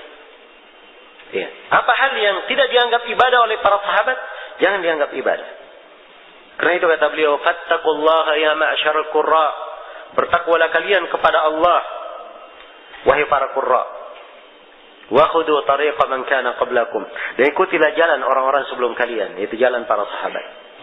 Di sini beliau tekankan tentang kewajiban mengikuti jalan as-salaf. Dan ini sudah kita terangkan di pembahasan-pembahasan yang telah lalu tentang kewajibannya. Kemudian beliau tutup buku beliau yang indah ini dengan sebuah riwayat yang penuh makna dan hendaknya kita merenunginya dengan baik. Iya.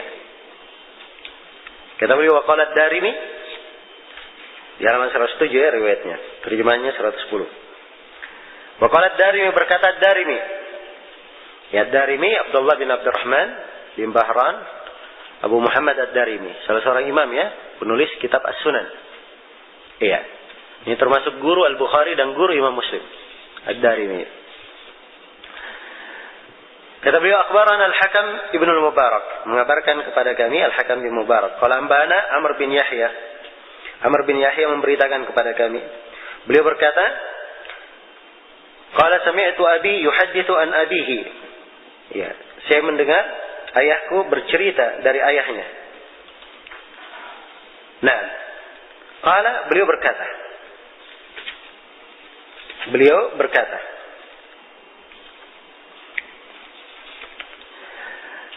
kunna najlisu ala babi Abdullah bin Mas'ud. Ya, ayahnya ini lagi kakeknya Amr bin Yahya, itu namanya akan datang ya di akhir sanad. Dia namanya Amr bin Salamah. Nah, kata beliau, kami duduk, kunna najlis ala babi Abdullah bin Mas'ud. Ya. Kata beliau, kami duduk di depan pintu Abdullah bin Mas'ud radhiyallahu anhu qabla salatil ghada. Ya, sebelum salat duhur. Ya, perhatikan ya. Ini keadaan para penuntut ilmu. Ya. Mereka duduk di depan pintu guru, nunggu gurunya keluar. Sebab demikian dahulu di masa as-salaf. Ya, karena itu masyhur dari ucapan Imam Malik ya. Al-ilmu yu'ta wa la ya'ti. Ilmu itu didatangi, tidak datang sendiri. Ya. Kalau kita di masa ini, Masya Allah. Hal yang penuh dengan kenikmatan. Ilmu itu bisa kita dapat dimanapun. Iya. Tapi beda di masa dahulu. Penuh kesusahan kalau dapat ilmu, tapi berkahnya lebih banyak. Kalau di masa sekarang fasilitasnya banyak, tapi malasnya lebih banyak lagi. Iya. Malasnya lebih banyak lagi. Nah, kata beliau, kami duduk di depan pintu Abdullah bin Mas'ud sebelum sholat duhur. Ya. Fa idza kharaja masyayna ma'ahu ila al-masjid. Ya.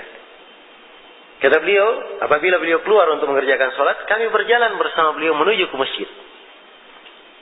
Ya. Faja'ana Abu Musa al-Asy'ari radhiyallahu anhu faqala, "Akhraja ilaikum Abu Abdurrahman ba'du?" Maka tiba-tiba Abu Musa al-Asy'ari radhiyallahu anhu datang dan berkata, "Apakah Abu Abdurrahman telah keluar menemui kalian?" Abu Abdurrahman ini kunyah siapa? Abdullah bin Mas'ud. Ya. Maka jawaban murid-murid Ibnu Mas'ud, "Qulna la." Kami berkata belum. Fajalasa ma'ana hatta kharaj. Falamma kharaja qumna ilaihi jami'an. Maka Abu Musa pun duduk bersama kami. Ya. Duduk bersama kami hingga Ibnu Mas'ud keluar. Ini perhatikan ya etika Abu Musa. Abu Musa ini dari sahabat. Ya. Tentang kedudukan Abu Musa, duta besar Rasulullah dikirim ke Yaman. Bukan sembarangan. Tapi memang Abdullah bin Mas'ud lebih senior darinya dan lebih berilmu. Ya. Ketika beliau bertanya, apakah Ibnu Mas'ud belum keluar? Oh belum. Ya, beliau tidak berdiri ketuk pintu, enggak. Tapi ikut nunggu, duduk. Subhanallah, dari etika ahlul ilm. Dan ini hal yang menakjubkan memang. Kalau kita melihat seorang alim ketemu dengan alim yang lainnya, hal yang menakjubkan. Bagaimana mereka menghormati, sebagian mereka menghormati sebagian yang lainnya. Baik. Maka keluarlah Abdullah bin Mas'ud. Falamma kharaja qumna ilaihi jami'an. Kami pun semuanya berdiri kepadanya. Ya. Baik. Ini berdiri kepadanya bukan berdiri menyambut, tapi karena semuanya mau jalan. Jelas ya? Semuanya ingin berjalan. Faqala lahu Abu Musa, ya Aba Abdurrahman, inni ra'aitu anifan fil masjid amran ankartuhu. Walam ara walhamdulillah illa khairan. Qala ma hu? Qala in ishtafa arahu fashatarahu. Ya. Qala ra'aitu fil masjid qauman khilaqan julusan yantaziruna as-salah. Fi kulli halqatin rajulun wa fi aydihim haffa. فيقول كبروا 100 فيكبرون 100 فيقول هللوا 100 فيهللون 100 فيقول سبحوا 100 فيسبحون 100. Ya. قال فما قلت لهم قلت ما قلت لهم شيئا انتظار رأيك أو انتظار أمرك. Baik. Abu Musa pun berkata, wahai Abu Abdurrahman, sesungguhnya saya baru saja melihat perkara yang saya ingkari di masjid. Tapi saya alhamdulillah tidak melihat kecuali kebaikan. Jadi beliau sudah menganggap ini perkara mungkar. Ya. Tapi alhamdulillah masih melihat hal yang baik. Maka Ibnu Mas'ud bertanya, perkara apa itu? Abu Musa berkata, ya, kalau engkau masih hidup, insyaallah engkau akan melihatnya. Iya. Dan ini bahasa-bahasa sahabat ya. So, kalau katakan kalau engkau masih hidup, ini kan mengingatkan tentang apa? Bahwa umur ini semuanya di tangan Allah Subhanahu wa taala. Ya, saya pernah terkesan ada syekh datang. Saya sapa syekhnya. Saya tanya, gimana kabar syekh? Ya, beliau jawab alhamdulillah. Yang masih terkesan di hati saya, dia bertanya, ya, tidak bertanya bagaimana kabar kamu, tidak. Tapi beliau bertanya kepada saya, kaifa ayyamuka? Bagaimana hari-hari engkau? Ini hal yang membuat saya berpikir, hari-hari saya. Ya, ini pertanyaan untuk merenungi apa hari-hari yang kita bikin ini. Ya, apa yang kita lakukan padanya.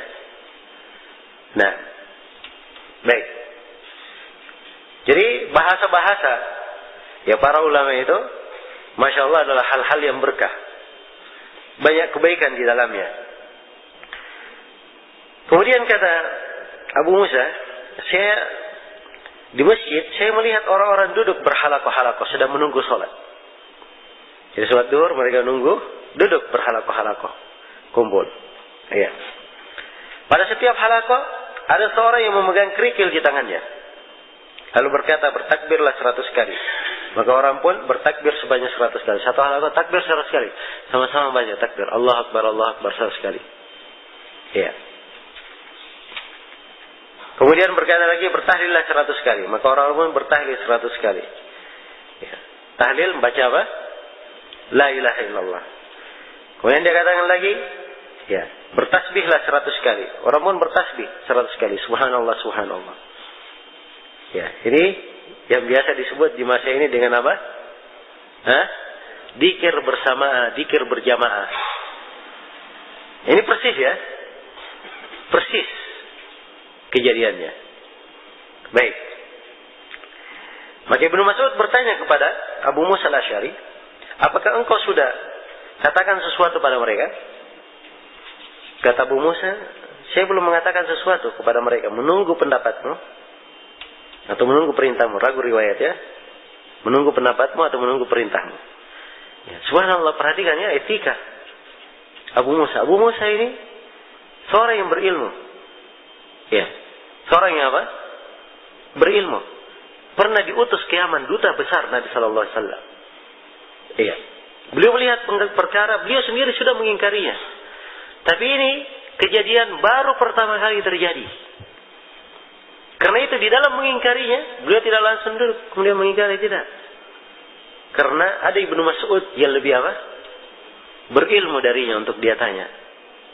Dan ini etika dari para salaf. Kalau ada kejadian-kejadian, dia kembalikan kepada orang yang apa? Lebih berilmu. ketika terjadi bid'ah Qadariyah di Basrah, Ma'bad al-Juhani, ya, para ulama Basrah, Yahya bin Ya'mur, Humaid bin Abdurrahman al-Himyari, ya, padahal ini kalau kita baca dua biografi dua orang imam ini, orang-orang yang sangat berilmu. Iya. Ketika terjadi kejadian tersebut, mereka berkata, kita harus bertanya kepada sebagian sahabat Nabi. Mereka pun melakukan perjalanan umrah atau haji untuk menjumpai sahabat. Dan alhamdulillah ketemu dengan siapa? Abdullah bin Umar. Mereka pun bertanya tentang Qadariyah. Ini etika salaf. Ya, tidak sama seperti kita di masa ini. Ya. Kalau ada sesuatu terjadi, semuanya bicara. Ya. Semuanya bicara. Seakan-akan semuanya adalah ahli ijtihad, ahli berfatwa. Ya. Tidak ada yang dianggap. Ya. Jangankan seperti itu, seorang alim pun beri fatwa, oh dia masih berkata saya punya pendapat lain. Ya. Dan ini dari perkara yang apa?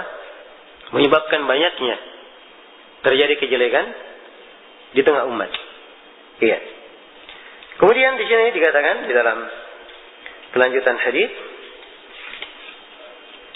qala afala amartahum ay ya'uddu sayyi'atihim wa dhaminta lahum an la yadhi' min hasanatihim syai'.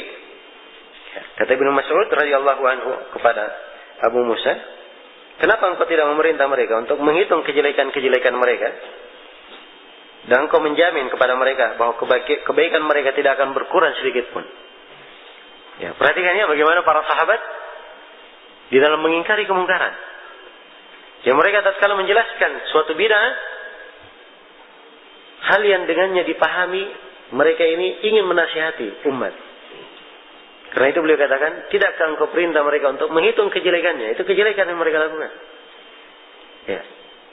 Dan kalau mereka selalu menghitung kejelekannya, bertobat, dijamin kebaikannya akan terjaga, tidak akan berkurang sedikit pun. Nah,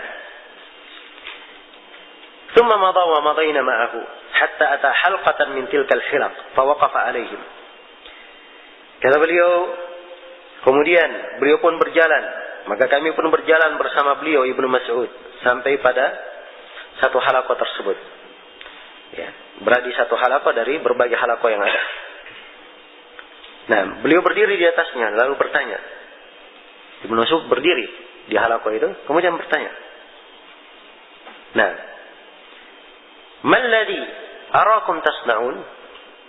قال يا أبا عبد الرحمن حصى نعد به التكبير والتهليل والتسبيح.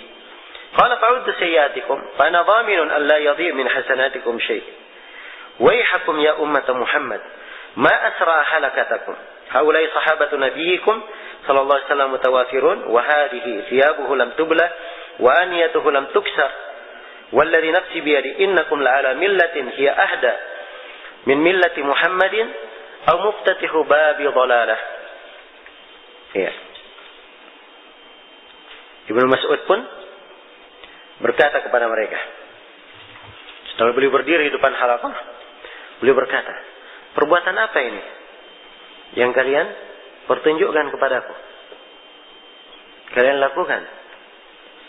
Mereka menjawab, wahai Abdurrahman, ini kerikil-kerikil kami gunakan untuk menghitung apa? Takbir, tahlil dan apa?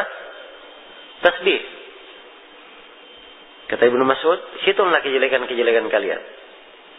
Dan saya menjamin tidak akan hilang kebaikan kalian sedikit pun. Kemudian beliau pun menegur, waihakum ya ummat Muhammad. Ya, betapa memperhatikannya, betapa menyedihkannya kalian. Wahai umat Nabi Muhammad, ma asra halakatakum. Betapa cepatnya kalian binasa. Iya. Perhatikan ya teguran beliau. Mereka para sahabat Nabi sallallahu alaihi wasallam, ya, masih banyak di sekitar kalian. Sebab ini kejadian Ibnu Mas'ud ini dari pemuka para sahabat. Orang-orang tuanya di tengah sahabat. Masih hidup Ibnu Mas'ud. Berarti para sahabat masih apa? Masih banyak. Iya. Masih banyak para sahabat. Kemudian beliau berkata, dan ini baju Nabi belum lagi usang. Artinya apa?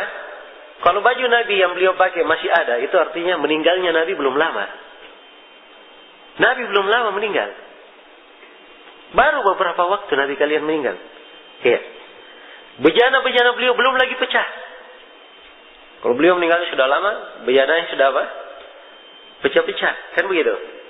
Ini belum lagi bejananya pecah. Ya. Kemudian beliau berkata, demi yang jiwaku berada di tangannya, sungguhnya kalian ini berada di atas agama yang lebih mendapat petunjuk dari agama Nabi Muhammad, atau kalian membuka pintu kesesatan. Hanya diberi dua pilihan oleh Ibnu Mas'ud. Perbuatan mereka ini hanya ada dua pilihannya. Kalian sekarang buat dzikir seperti ini dengan menghitung tasbih, dzikir bersama-sama. Hanya ada dua kemungkinan. Kemungkinan yang pertama, kalian punya agama baru lebih baik daripada agama Nabi. Sebab ini tidak pernah dilakukan oleh Nabi dan para sahabatnya. Kemungkinan yang kedua, kalian membuka pintu kesesatan. Ya, sebab itu hanya itu kemungkinannya. Untuk orang yang berbuat apa? Berbuat bid'ah. Ya. Jadi kalau dia berbuat bid'ah itu artinya dia punya agama lebih baik dari agama Nabi. Atau kalau tidak, itu pintu kesesatan, pasti. Dan ini dua pilihan, ya. Yang paling manisnya juga sangat pahit. Dari dua pilihan ini.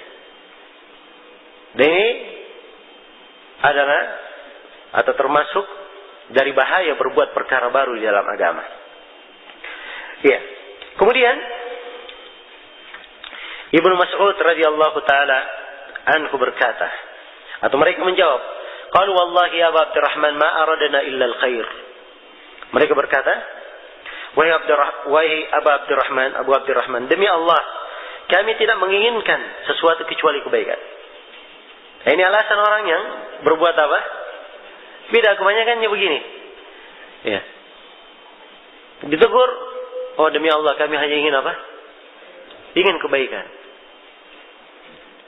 Tapi perhatikan, Ibnu Mas'ud radhiyallahu taala anhu, ini keteguhan ilmu di hati beliau. Kata beliau, kam min muridin lil khairi la yusibahu. Betapa banyak dari orang yang menghendaki kebaikan, ya, tetapi tidak mendapatkannya. Niatnya ada, tetapi apa? Tidak dia dapatkan kebaikan. Ya, jadi maksudnya niat tidak cukup. Harus sesuai dengan apa? Harus sesuai dengan tuntunan. Kemudian beliau berkata, inna Rasulullah sallallahu alaihi wasallam haddatsana anna qauman yaqra'una al-Qur'an la yujawizu taraqiyahum. Ibnu Mas'ud, sungguhnya Rasulullah sallallahu alaihi wasallam menceritakan kepada kami bahwa sekelompok kaum mereka membaca Al-Qur'an namun tidak melewati, tidak melampaui tenggorokan mereka. Baca saja tidak lewat. Ini ciri apa? Ciri kaum Khawarij. Ya. Kemudian kata Ibnu Mas'ud, waimullah, demi Allah, ma adri la'alla aktsarakum minkum. Kata Ibnu Mas'ud, saya enggak tahu. Kayaknya kebanyakan orang yang dimaksud oleh Nabi itu adalah dari kalian. Ya. Ini firasat seorang alim. Ini Ibnu Mas'ud bukan menebak apa? Bukan menebak perkara gaib.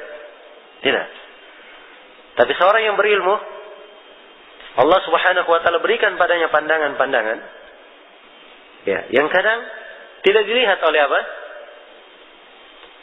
Tidak dilihat oleh orang-orang yang tidak berilmu. Ya. Tidak dilihat oleh orang-orang yang tidak berilmu. Dan itu di dalam Al-Quran Allah berfirman, inna fi dzalika laayatil lil mutawassimin. Sungguhnya dalam hal tersebut ada tanda-tanda yang sangat jelas bagi orang-orang yang punya firasat. Itu ahlul ilm. Dan ini dari masa ke masa. Tiap kali terjadi fitnah, pasti para ulama terkemuka melihat. Sudah ada firasat sebelumnya. Karena itu kata Al-Hasan Al-Basri, inna hadhihi al-fitnah idza aqbalat arafaha kullu alim wa idza adbarat arafaha kullu jahil. Fitnah ini kalau baru datang, seorang alim pasti tahu ini fitnah akan terjadi. Tapi kalau orang jahil tidak. Nanti setelah fitnahnya pergi, baru dia tahu, oh rupanya telah terjadi fitnah. Ya. Sudah terjadi huru-hara sana sini, keributan, baru dia tahu, oh rupanya terjadi apa? Terjadi fitnah. Tapi kalau seorang alim, enggak, dia sudah tahu dari awal.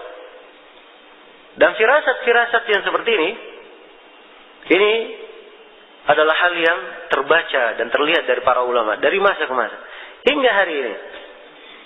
Ya. Waktu pemilu Aljazair berlangsung dan orang-orang yang menamakan dirinya Salafiyin di fix itu menang mutlak, diberitakan berita itu kepada Syekh Al-Albani. Ya. Syekh Al-Albani beliau berkata, itu buih sabun, kata beliau. Ya. Padahal sudah menang, harusnya sudah menang. Satu langkah lagi menjadi apa? Berkuasa. Kata beliau, itu buih sabun. Ya. Setelah itu apa yang terjadi? Mereka berkuasa? Tidak ada berkuasa sampai sekarang. Ya. Dan ini firasat seorang alim. Mereka tahu hal-hal yang seperti ini. Bukan menebak perkara yang gaib. Dan ini bukan firasat orang-orang sufi. Yang sembarangan bicara, tidak. Tapi ini adalah hal-hal yang mereka pandang dari ilmu yang Allah Subhanahu wa taala berikan kepada mereka. Ya, karena itulah dalam masalah-masalah yang seperti menimpa kebanyakan umat itu diajukan kepada orang-orang yang berilmu. Mereka yang memandang dan melihat apa yang seharusnya yang dilakukan oleh umat. Demikian. Kemudian kata Ibnu Mas'ud radhiyallahu taala anhu, ya. Tsumma tawalla anhum. Kemudian Ibnu Mas'ud pergi meninggalkan mereka. Iya, meninggalkan mereka. Baik. Faqala Amr bin Salamah, maka berkatalah Amr bin Salamah, itu radhiyallahu anhu, keliru ya, sebab ini tabi bukan sahabat. Amr bin Salamah berkata, "Ra'ayna amata haula'il hilaq yuta'inunana yawm Nahrawan mal khawarij." Kata beliau, kami melihat mayoritas mereka yang duduk di halaqah-halaqah itu memerangi kami pada pertempuran Nahrawan bersama orang-orang Khawarij. Ini luar biasa. Bid'ahnya pertama yang apa? Cuma duduk halaqah-halaqah aja, dikir-dikir. Dan akhirnya apa? Berperang bersama Khawarij. Inilah yang telah kita terangkan bahwa bid'ah itu kadang asalnya kecil. Dia bisa berubah menjadi apa? Besar. Dan sini perhatikan, terbukti ucapan Ibnu Mas'ud. Terbukti ucapan Ibnu Mas'ud radhiyallahu taala anhu. Baik. Selesai sudah ya pembahasan buku ini. Dan di akhirnya penulis berkata, wallahul musta'an wa alaihi tuklan wa sallallahu wa sallam ala sayyidina Muhammad wa alihi wa sahbihi ajma'in. Semoga Allah Subhanahu wa taala memberkahi kita semua dan memberikan kepada kita semua ilmu yang bermanfaat, amalan yang salih, dan semakin menambah kepada kita semua keimanan dan ketakwaan. Ya, hal yang mendekatkan diri kita kepada Allah Subhanahu wa taala. Sebagaimana saya bermohon kepada Allah, semoga kita semua dikokohkan di atas keislaman dan di atas sunnah Rasulullah sallallahu alaihi wasallam. Innahu waliyyu dzalika wal qadiru alaihi wallahu taala alam. Baik, ini ada beberapa pertanyaan. 9. Oh ya, itu jamnya kadang ini.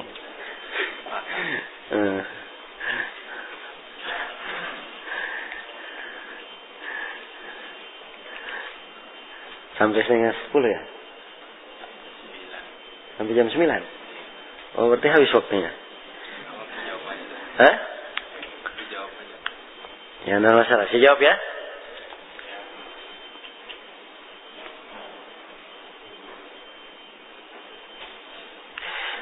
Saya mengenal dakwah ini setelah menikah. Yang menjadi masalah, istri saya tidak menerima dakwah ini dan tetap dengan bid'ah-bid'ahnya. Apa yang harus saya lakukan? Ya. Yang saya nasihatkan, si penanya menuntut ilmu dengan baik. Iya. Menuntut ilmu dengan baik. Ya, ilmu itu kekuatan. Ilmu itu apa? Kekuatan. Ya. Kalau di kehidupan dunia ini ada penguasa, ada orang-orang yang punya kekuatan dengan tangan, bala tentara. Para ulama punya kekuatan tersendiri, kadang lebih dahsyat daripada itu. Iya. Kekuatan yang bisa menundukkan hati orang, menerima petunjuk. Iya. Ini kekuatan saya katakan kadang lebih dahsyat. Karena perhatikan orang-orang Khawarij, Mereka diperangi oleh para sahabat. Tidak ada yang rujuk. Ya, bahkan mereka memang ingin mati. Dan menghitung kematiannya mati apa? Mati syahid. Ya, ini diperangi dengan pedang. Kekuatan apa? Kekuatan tangan. Iya, kekuatan fisik. Tapi perhatikan kekuatan ilmu. Ibnu Abbas minta izin kepada Ali bin Abi Thalib untuk mendebat kaum Khawarij. Ibnu Abbas hanya membaca 3 ayat, 1 hadis. Rujuk dari kaum Khawarij 4.000 orang. Di sebagian riwayat 2.000 orang. Ini kekuatan apa? Kekuatan ilmu. Demikian pula dalam problem rumah tangga. Ya, rumah tangga itu wilayah kecil.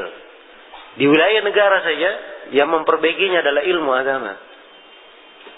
Ya, karena itu di masa pemerintahan Khulafa ar-Rasyidin penuh dengan keamanan. Kenapa?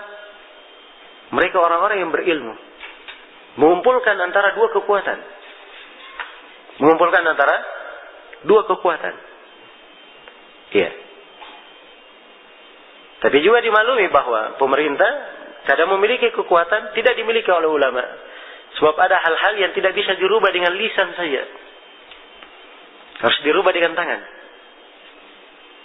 Baik. Maka 2 kekuatan harus apa? Harus ada di dalam mengadakan perbaikan. Karena itulah yang saya nasihatkan, perbanyak menuntut ilmu. Kemudian yang kedua, Allah berfirman dalam Al-Quran, wa'mur ahlaka bis-salati wastabir 'alaiha. Perintahlah keluargamu melakukan salat dan bersabarlah terhadapnya. Jadi perintah bersabar. Iya. Harus ada kesabaran. Apalagi kebanyakan orang memang ya, asalnya mengenal sesuatu kadang dari kecil. Sudah berakar. Ya. Tiba-tiba langsung mau dicabut semuanya. Ya. Ini hal yang berat kadang pada sebagian orang. Karena itu perlu kebijaksanaan sedikit demi sedikit. Harus ada kesabaran. Dan banyak berdoa kepada Allah Subhanahu wa taala. Karena memang kita berusaha dan berupaya, hidayah itu yang menentukan adalah siapa? Yang menentukan adalah Allah. Baik.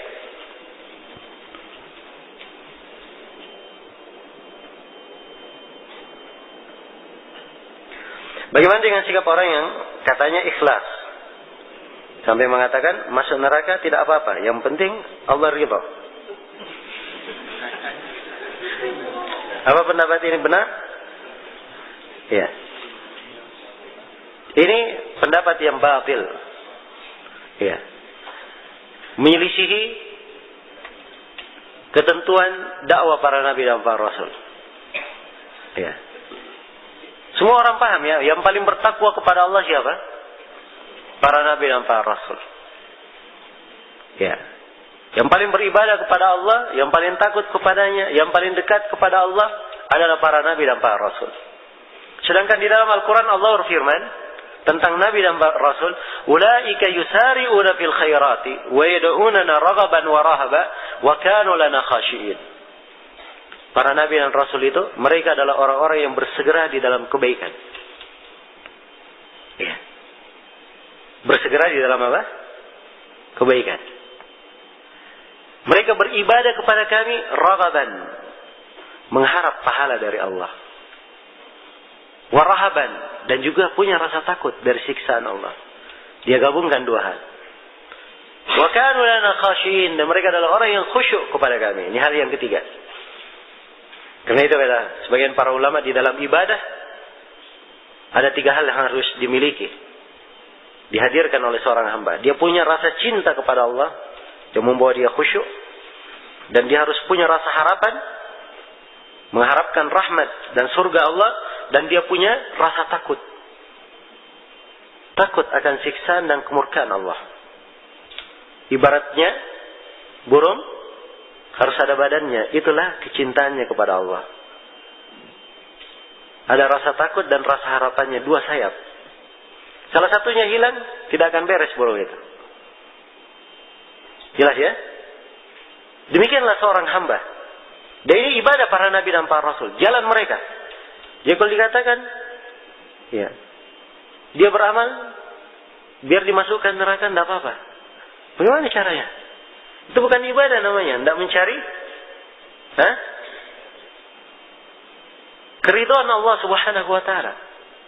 Jadi kalau dia berharap masuk neraka juga tidak apa-apa, berarti dia lakukan aja kemaksiatan supaya dimasukkan ke mana? Ke neraka. Sebab Allah tidak mungkin memasukkan orang ke neraka kalau tidak ada sebabnya. Kan masuk neraka karena perbuatan mereka. Bima kanu ya'malun, karena perbuatan mereka sendiri. Karena itu ucapan ini adalah ucapan yang batil. Ya, karena itulah ilmu agama ini bukan hanya bermanis kata saja, tapi harus sesuai dengan tuntunan di dalam syariat. Ini pendekatan-pendekatan yang disebutkan di sini itu hal-hal yang biasa diambil dari kaum tarekat sufi. Ya, seperti itu keadaan mereka. Ya, dan ini bentuk dari apa?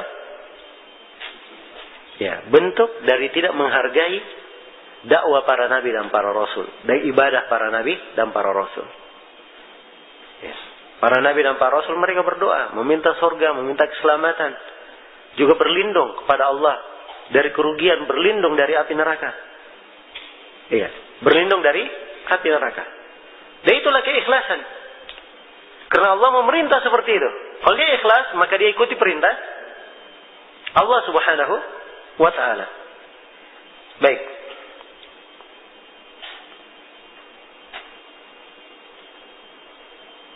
Dalam perkara warisan, bolehkah anak laki-laki disamaratakan bagiannya dengan anak perempuan? Apakah termasuk menyelisih hukum Allah? Ya, jelas-jelas menyelisih. Ya. Dalam Al-Quran Allah Subhanahu wa ta'ala menyebutkan lidzakari mithlu hadzil unsayain. Laki-laki itu mendapatkan bagian 2 kali bagian perempuan. Ini kalau dia bagi seperti ini, itu hukum dia sendiri, menyelisih hukum Allah. Kecuali kalau dia sudah bagi, ya, dan si laki-laki berkata, sudah bagian saya ambil saja, dia berikan kepada si perempuan, itu tidak ada masalah. Sebab ini pemberian dari saudaranya. Tapi kalau dia membagi, hukum Allah yang diterapkan dalam membagi. Ini pertanyaannya warisan, ya. Nah, dia bertanya warisan. Warisan itu adalah harta yang dibagi setelah si mayit meninggal. Itu warisan. Baik.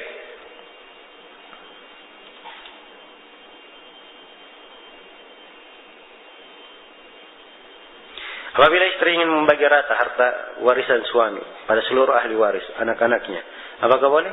Jawabannya tidak boleh seperti itu. Dia harus mengikuti ketentuan warisan.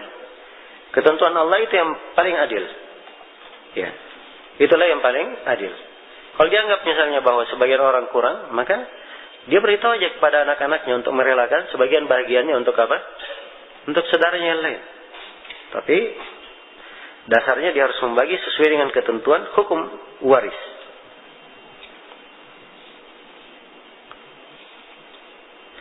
Apakah umat Nabi Muhammad di akhirat mempunyai kedudukan yang lebih tinggi dari umat Nabi sebelumnya? Sudah kita terangkan ya, bahwa umat ini paling afdal dan paling mulia di sisi Allah Subhanahu wa ta'ala. Iya.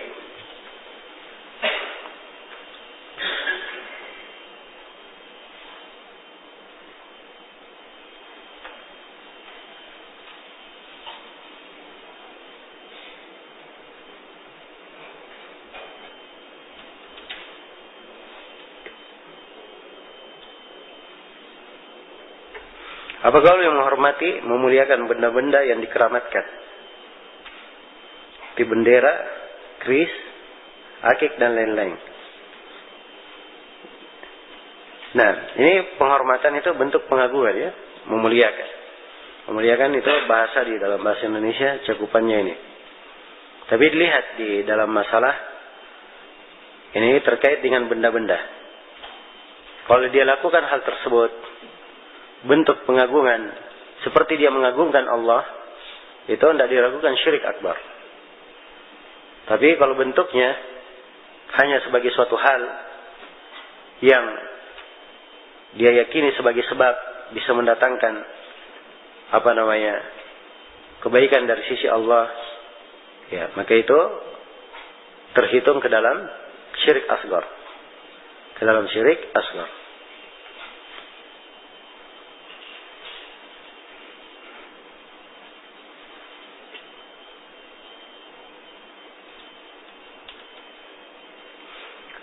Di akhirat nanti apakah seluruh manusia dimasukkan ke dalam neraka dahulu atau ada yang langsung masuk surga?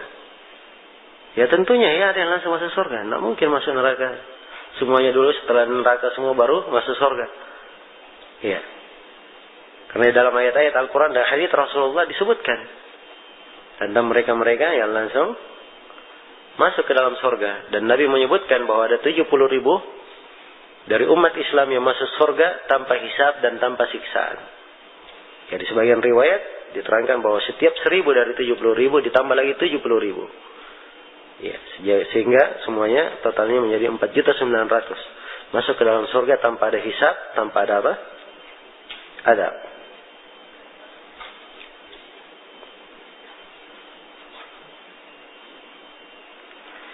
Apakah boleh kita mengatakan seorang itu ahlul bid'ah walaupun dia cuma ikut-ikutan?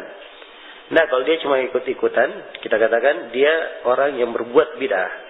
Ada bid'ah padanya. Tapi ahlul bid'ah tidak. Sebab dia hanya orang apa? Ikut-ikutan saja. Ya.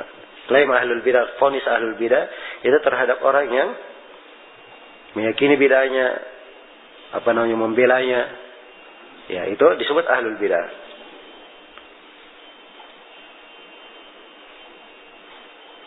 Bagaimana di akhirat nanti apabila suami ahli sunnah dan si istri ahlul bidah? Ya. Telah kita terangkan ya, kemuliaan orang yang berpegang di atas sunnah dan bahaya orang yang berpegang dari bahaya orang yang berada di atas bidah. Dan ini tentunya memberikan perbedaan kedudukan di dunia dan memberikan perbedaan kedudukan di akhirat.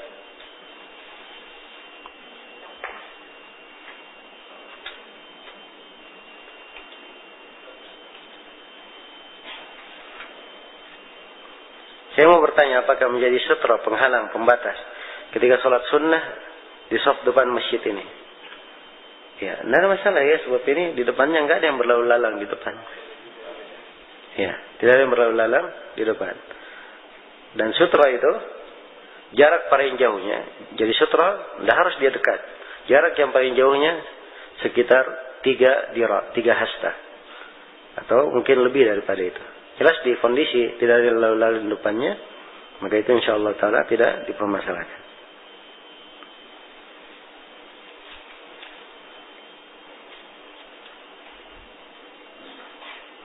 Bagaimana cara membersihkan kencing anak di lantai? Harus berapa kali dipel? Yang pertama dibedakan ya antara anak apa yang dimaksud. Ya. Anak bayi atau anak sudah. Ya. Harus dibedakan. Kalau dia masih bayi, ya, kebanyakan yang dia konsumsi air susu ibu, belum punya makanan tetap selain air susu ibu, ya, ada perbedaan antara bayi laki-laki dan bayi perempuan. Untuk bayi laki-laki dipercikkan cukup. Ya, kalau bayi perempuan dibersihkan. Jadi caranya, kalau misalnya dia memang sudah terhitung najis dibersihkan, harus dibersihkan, maka pertama, ya, kencingnya tersebut dia keringkan atau dia bersihkan. Setelah bersih, walaupun masih ini dia dipel, ya, sepanjang air sudah mendominasi, itu sudah cukup. Karena ketika Arabi itu kencing di sudut masjid, Nabi hanya memerintah untuk menyiramkan 1 timba air besar. Ya, sebab dengan kadar itu air lebih mendominasi apa? Kencing, dan itu sudah cukup. Bagaimana sikap kita dengan kejadian di Yaman? Ya, tentunya itu adalah hal yang dimaklumi dari kesedihan di hati kita semua, adanya dari saudara-saudara kita ahli sunnah yang dizalimi oleh orang-orang Syiah Rafidhah. Iya. Kewajiban kita adalah membantu mereka dengan doa dan apa yang kita mampu untuk memberikan bantuan kepada mereka.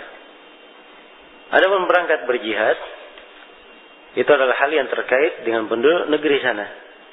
Adapun orang yang luar negeri Yaman, ya, karena setiap wilayah ada pimpinannya masing-masing, tidak ada seruan jihad kecuali dengan apa? Dengan izin pemimpin. Nah, semoga Allah Subhanahu wa taala memudahkan keadaan mereka memberikan pertolongan kepada mereka dan menghancurkan musuh-musuh mereka.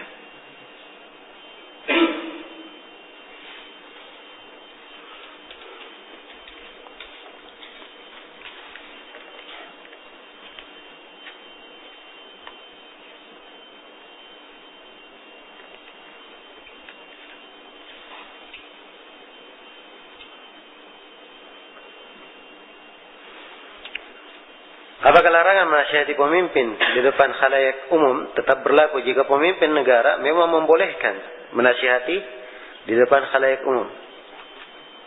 Jadi maksudnya kan dilarang. Ya, Nabi bersabda, "Man kana indahu nasihatul lidhi sultan fala yubdiha alaniyah. Falyakhudh bi yadihi wal yansahhu sirran." Siapa yang ingin menasihati seorang pemimpin, jangan dia terang-terangan di dalam menyampaikan nasihat. Hendaknya diambil tangannya, kemudian dia nasihati apa? Cara rahasia.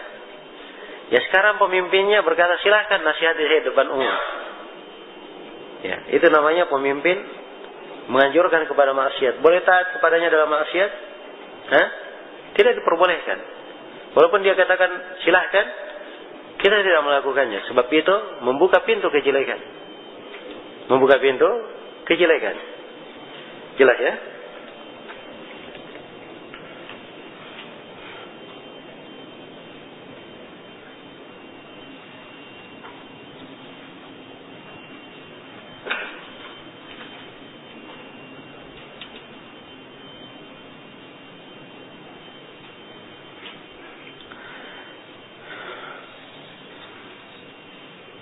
Ketika Anda membawakan hadits-hadits tentang bersabar terhadap pemimpin, larangan menasihati pemimpin di khalayak ramai, ada yang bilang, apa dasar Anda menjadikan pimpinan negara sebagai pimpinan kaum muslimin? Apa dalilnya?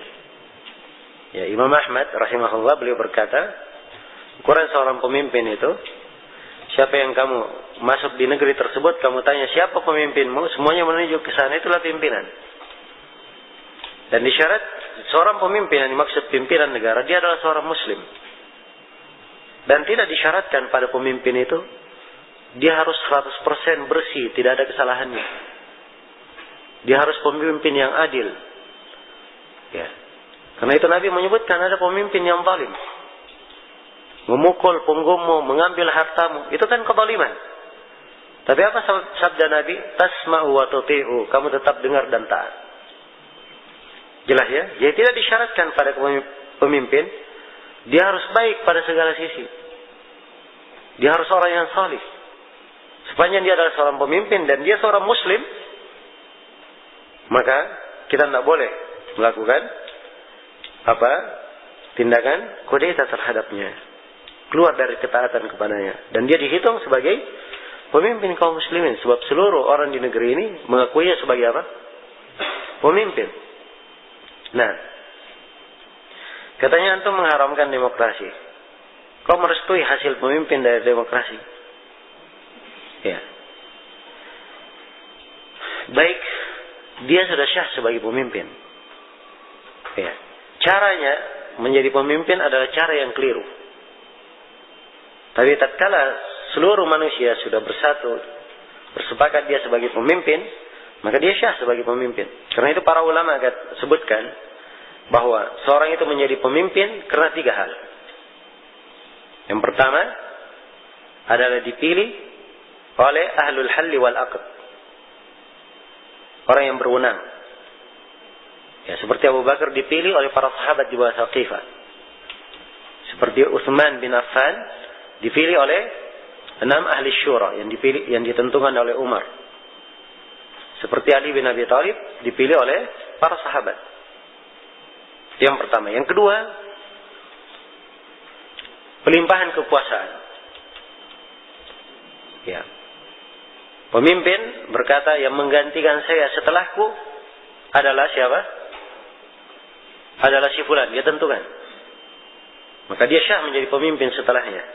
Ini walayatul ahad namanya. Wilayatul ahad. Iya.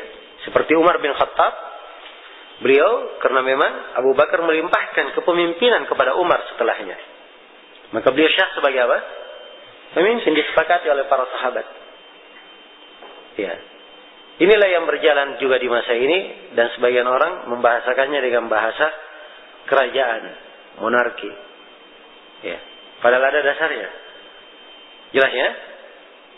Itu adalah bentuk kepemimpinan yang syah. Yang mau dinamakan apa itu penamaan orang saja. Yang penting hal yang disepakati oleh para sahabat. Yang ketiga, ya, kalau misalnya dia berkuasa tidak dengan jalur yang benar, dia melakukan kudeta, berhasil berkuasa, ya, sepanjang dia sudah berkuasa, maka ia harus diakui sebagai penguasa untuk menjaga persatuan kaum muslimin dan jangan sampai tertumpah darah kaum muslimin karena tidak ada pemimpin. Karena harusnya ada pemimpin di tengah manusia, itu adalah kewajiban. Iya. Karena itu Nabi Shallallahu Alaihi Wasallam sebelum beliau dikubur, dan kita semua tahu ya bahwa menyegerakan penguburan mayit adalah apa? Dari kewajiban. Apalagi ini adalah siapa? Rasulullah Sallallahu Alaihi Wasallam. Penguburan Nabi diundur karena apa? Para sahabat menentukan dulu siapa pemimpin setelah Nabi. Setelah Abu Bakar dipilih sebagai khalifah, baru Nabi Sallallahu Alaihi Wasallam dikuburkan. Sebab memang itu yang mereka pelajari dari Nabi Sallallahu Alaihi Wasallam.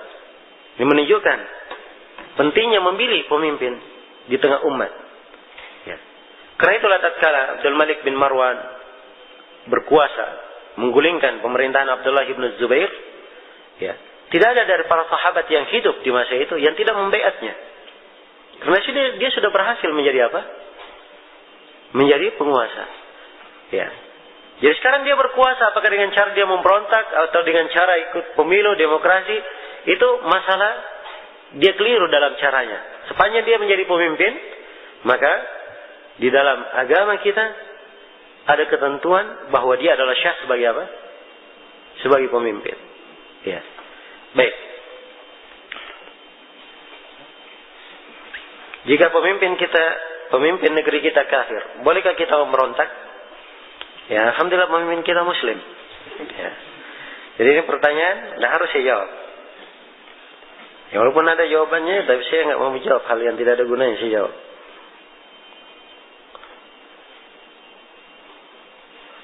Sudah.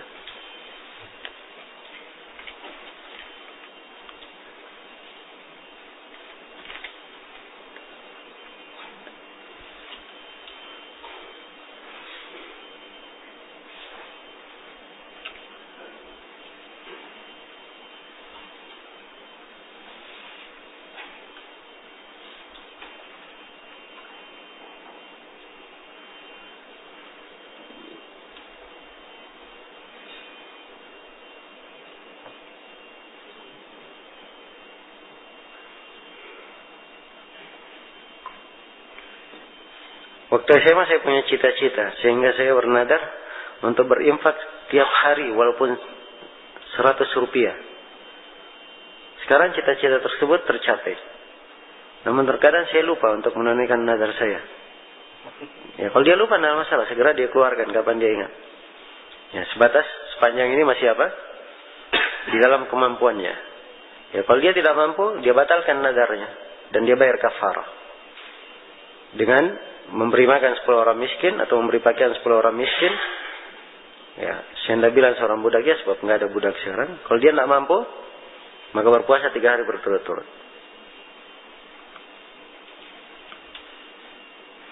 Bagaimana dengan fenomena makhluk halus yang tertangkap pada satu foto? Apakah itu benar? Ya Allah alam, saya nggak tahu itu benar atau tidak. Tapi kalau mungkin saja. Ya, tidak ada hal yang di luar kemungkinan. Sebab melihatnya dengan mata kepala juga adalah hal apa? Dimungkinkan untuk melihat jin. Makhluk halus yang dimaksud apa? Jin ya. Tidak ada makhluk halus itu roh sudah mati kemudian gentayangan. Ya. Itu bukan keyakinan umat Islam. Keyakinan orang-orang kafir itu. Ya. Ada roh yang gentayangan. Ya. Seorang kalau sudah meninggal di alam kubur dia, sudah di alam barzakh. Nggak ada lagi rohnya yang gentayangan, apalagi pergi balas dendam.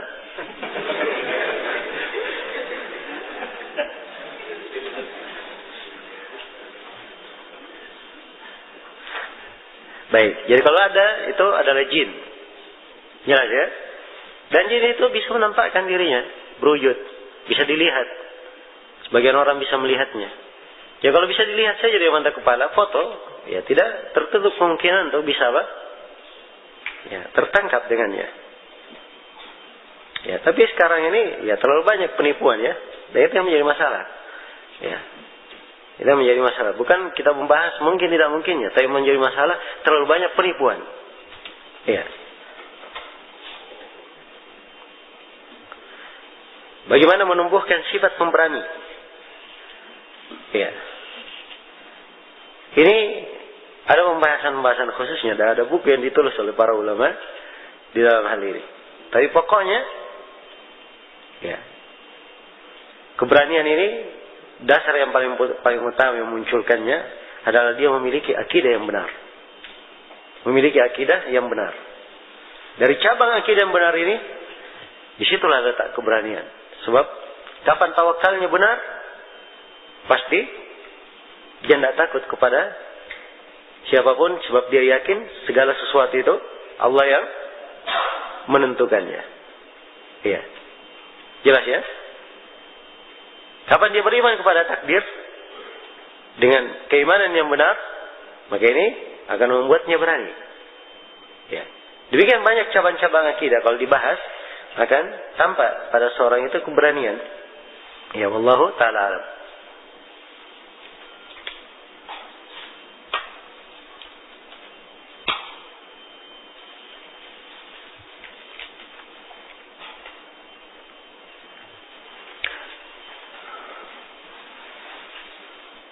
Ada yang bertanya tentang hukum tahlil, memperingati 40 hari, 7 hari, 100 hari, 1000 hari orang yang meninggal. Ya, apakah mengikuti ini berdosa? Tidak diragukan ya bahwa ini perbuatan tidak dikerjakan oleh siapa? Nabi dan para sahabatnya. Maka ini perbuatan menyelisihi ketentuan Nabi. Ya. Karena Nabi berkata, "Sintani fi ummati huma bihim kufrun. An-niyahatu 'alal mayyit wa ta'nu fil ansab." Ada dua perkara pada umatku, itu adalah kekufuran terhadap mereka. Kekufuran di sini artinya bukan keluar dari Islam ya, tapi besarnya dosa. Apa itu? Meraung-raung terhadap mayit dan apa? Mencela nasab orang. Kalimat meraung-raung terhadap mayit ini, meratapi mayit ini diterangkan di dalam riwayat lain oleh sahabat, "Kunna na'uddu al-ijtima' fi baitil mayyit ba'da dafnihi minan niyahah." Kami menghitung kumpul-kumpul di rumah mayit dalam rangka kematian. Setelah si mayit ini ditanam, dikubur, kami menghitung itu dari bentuk niyah, dari bentuk meratap. Ya. Karena itu tidak diperbolehkan ada yang seperti ini. Ya.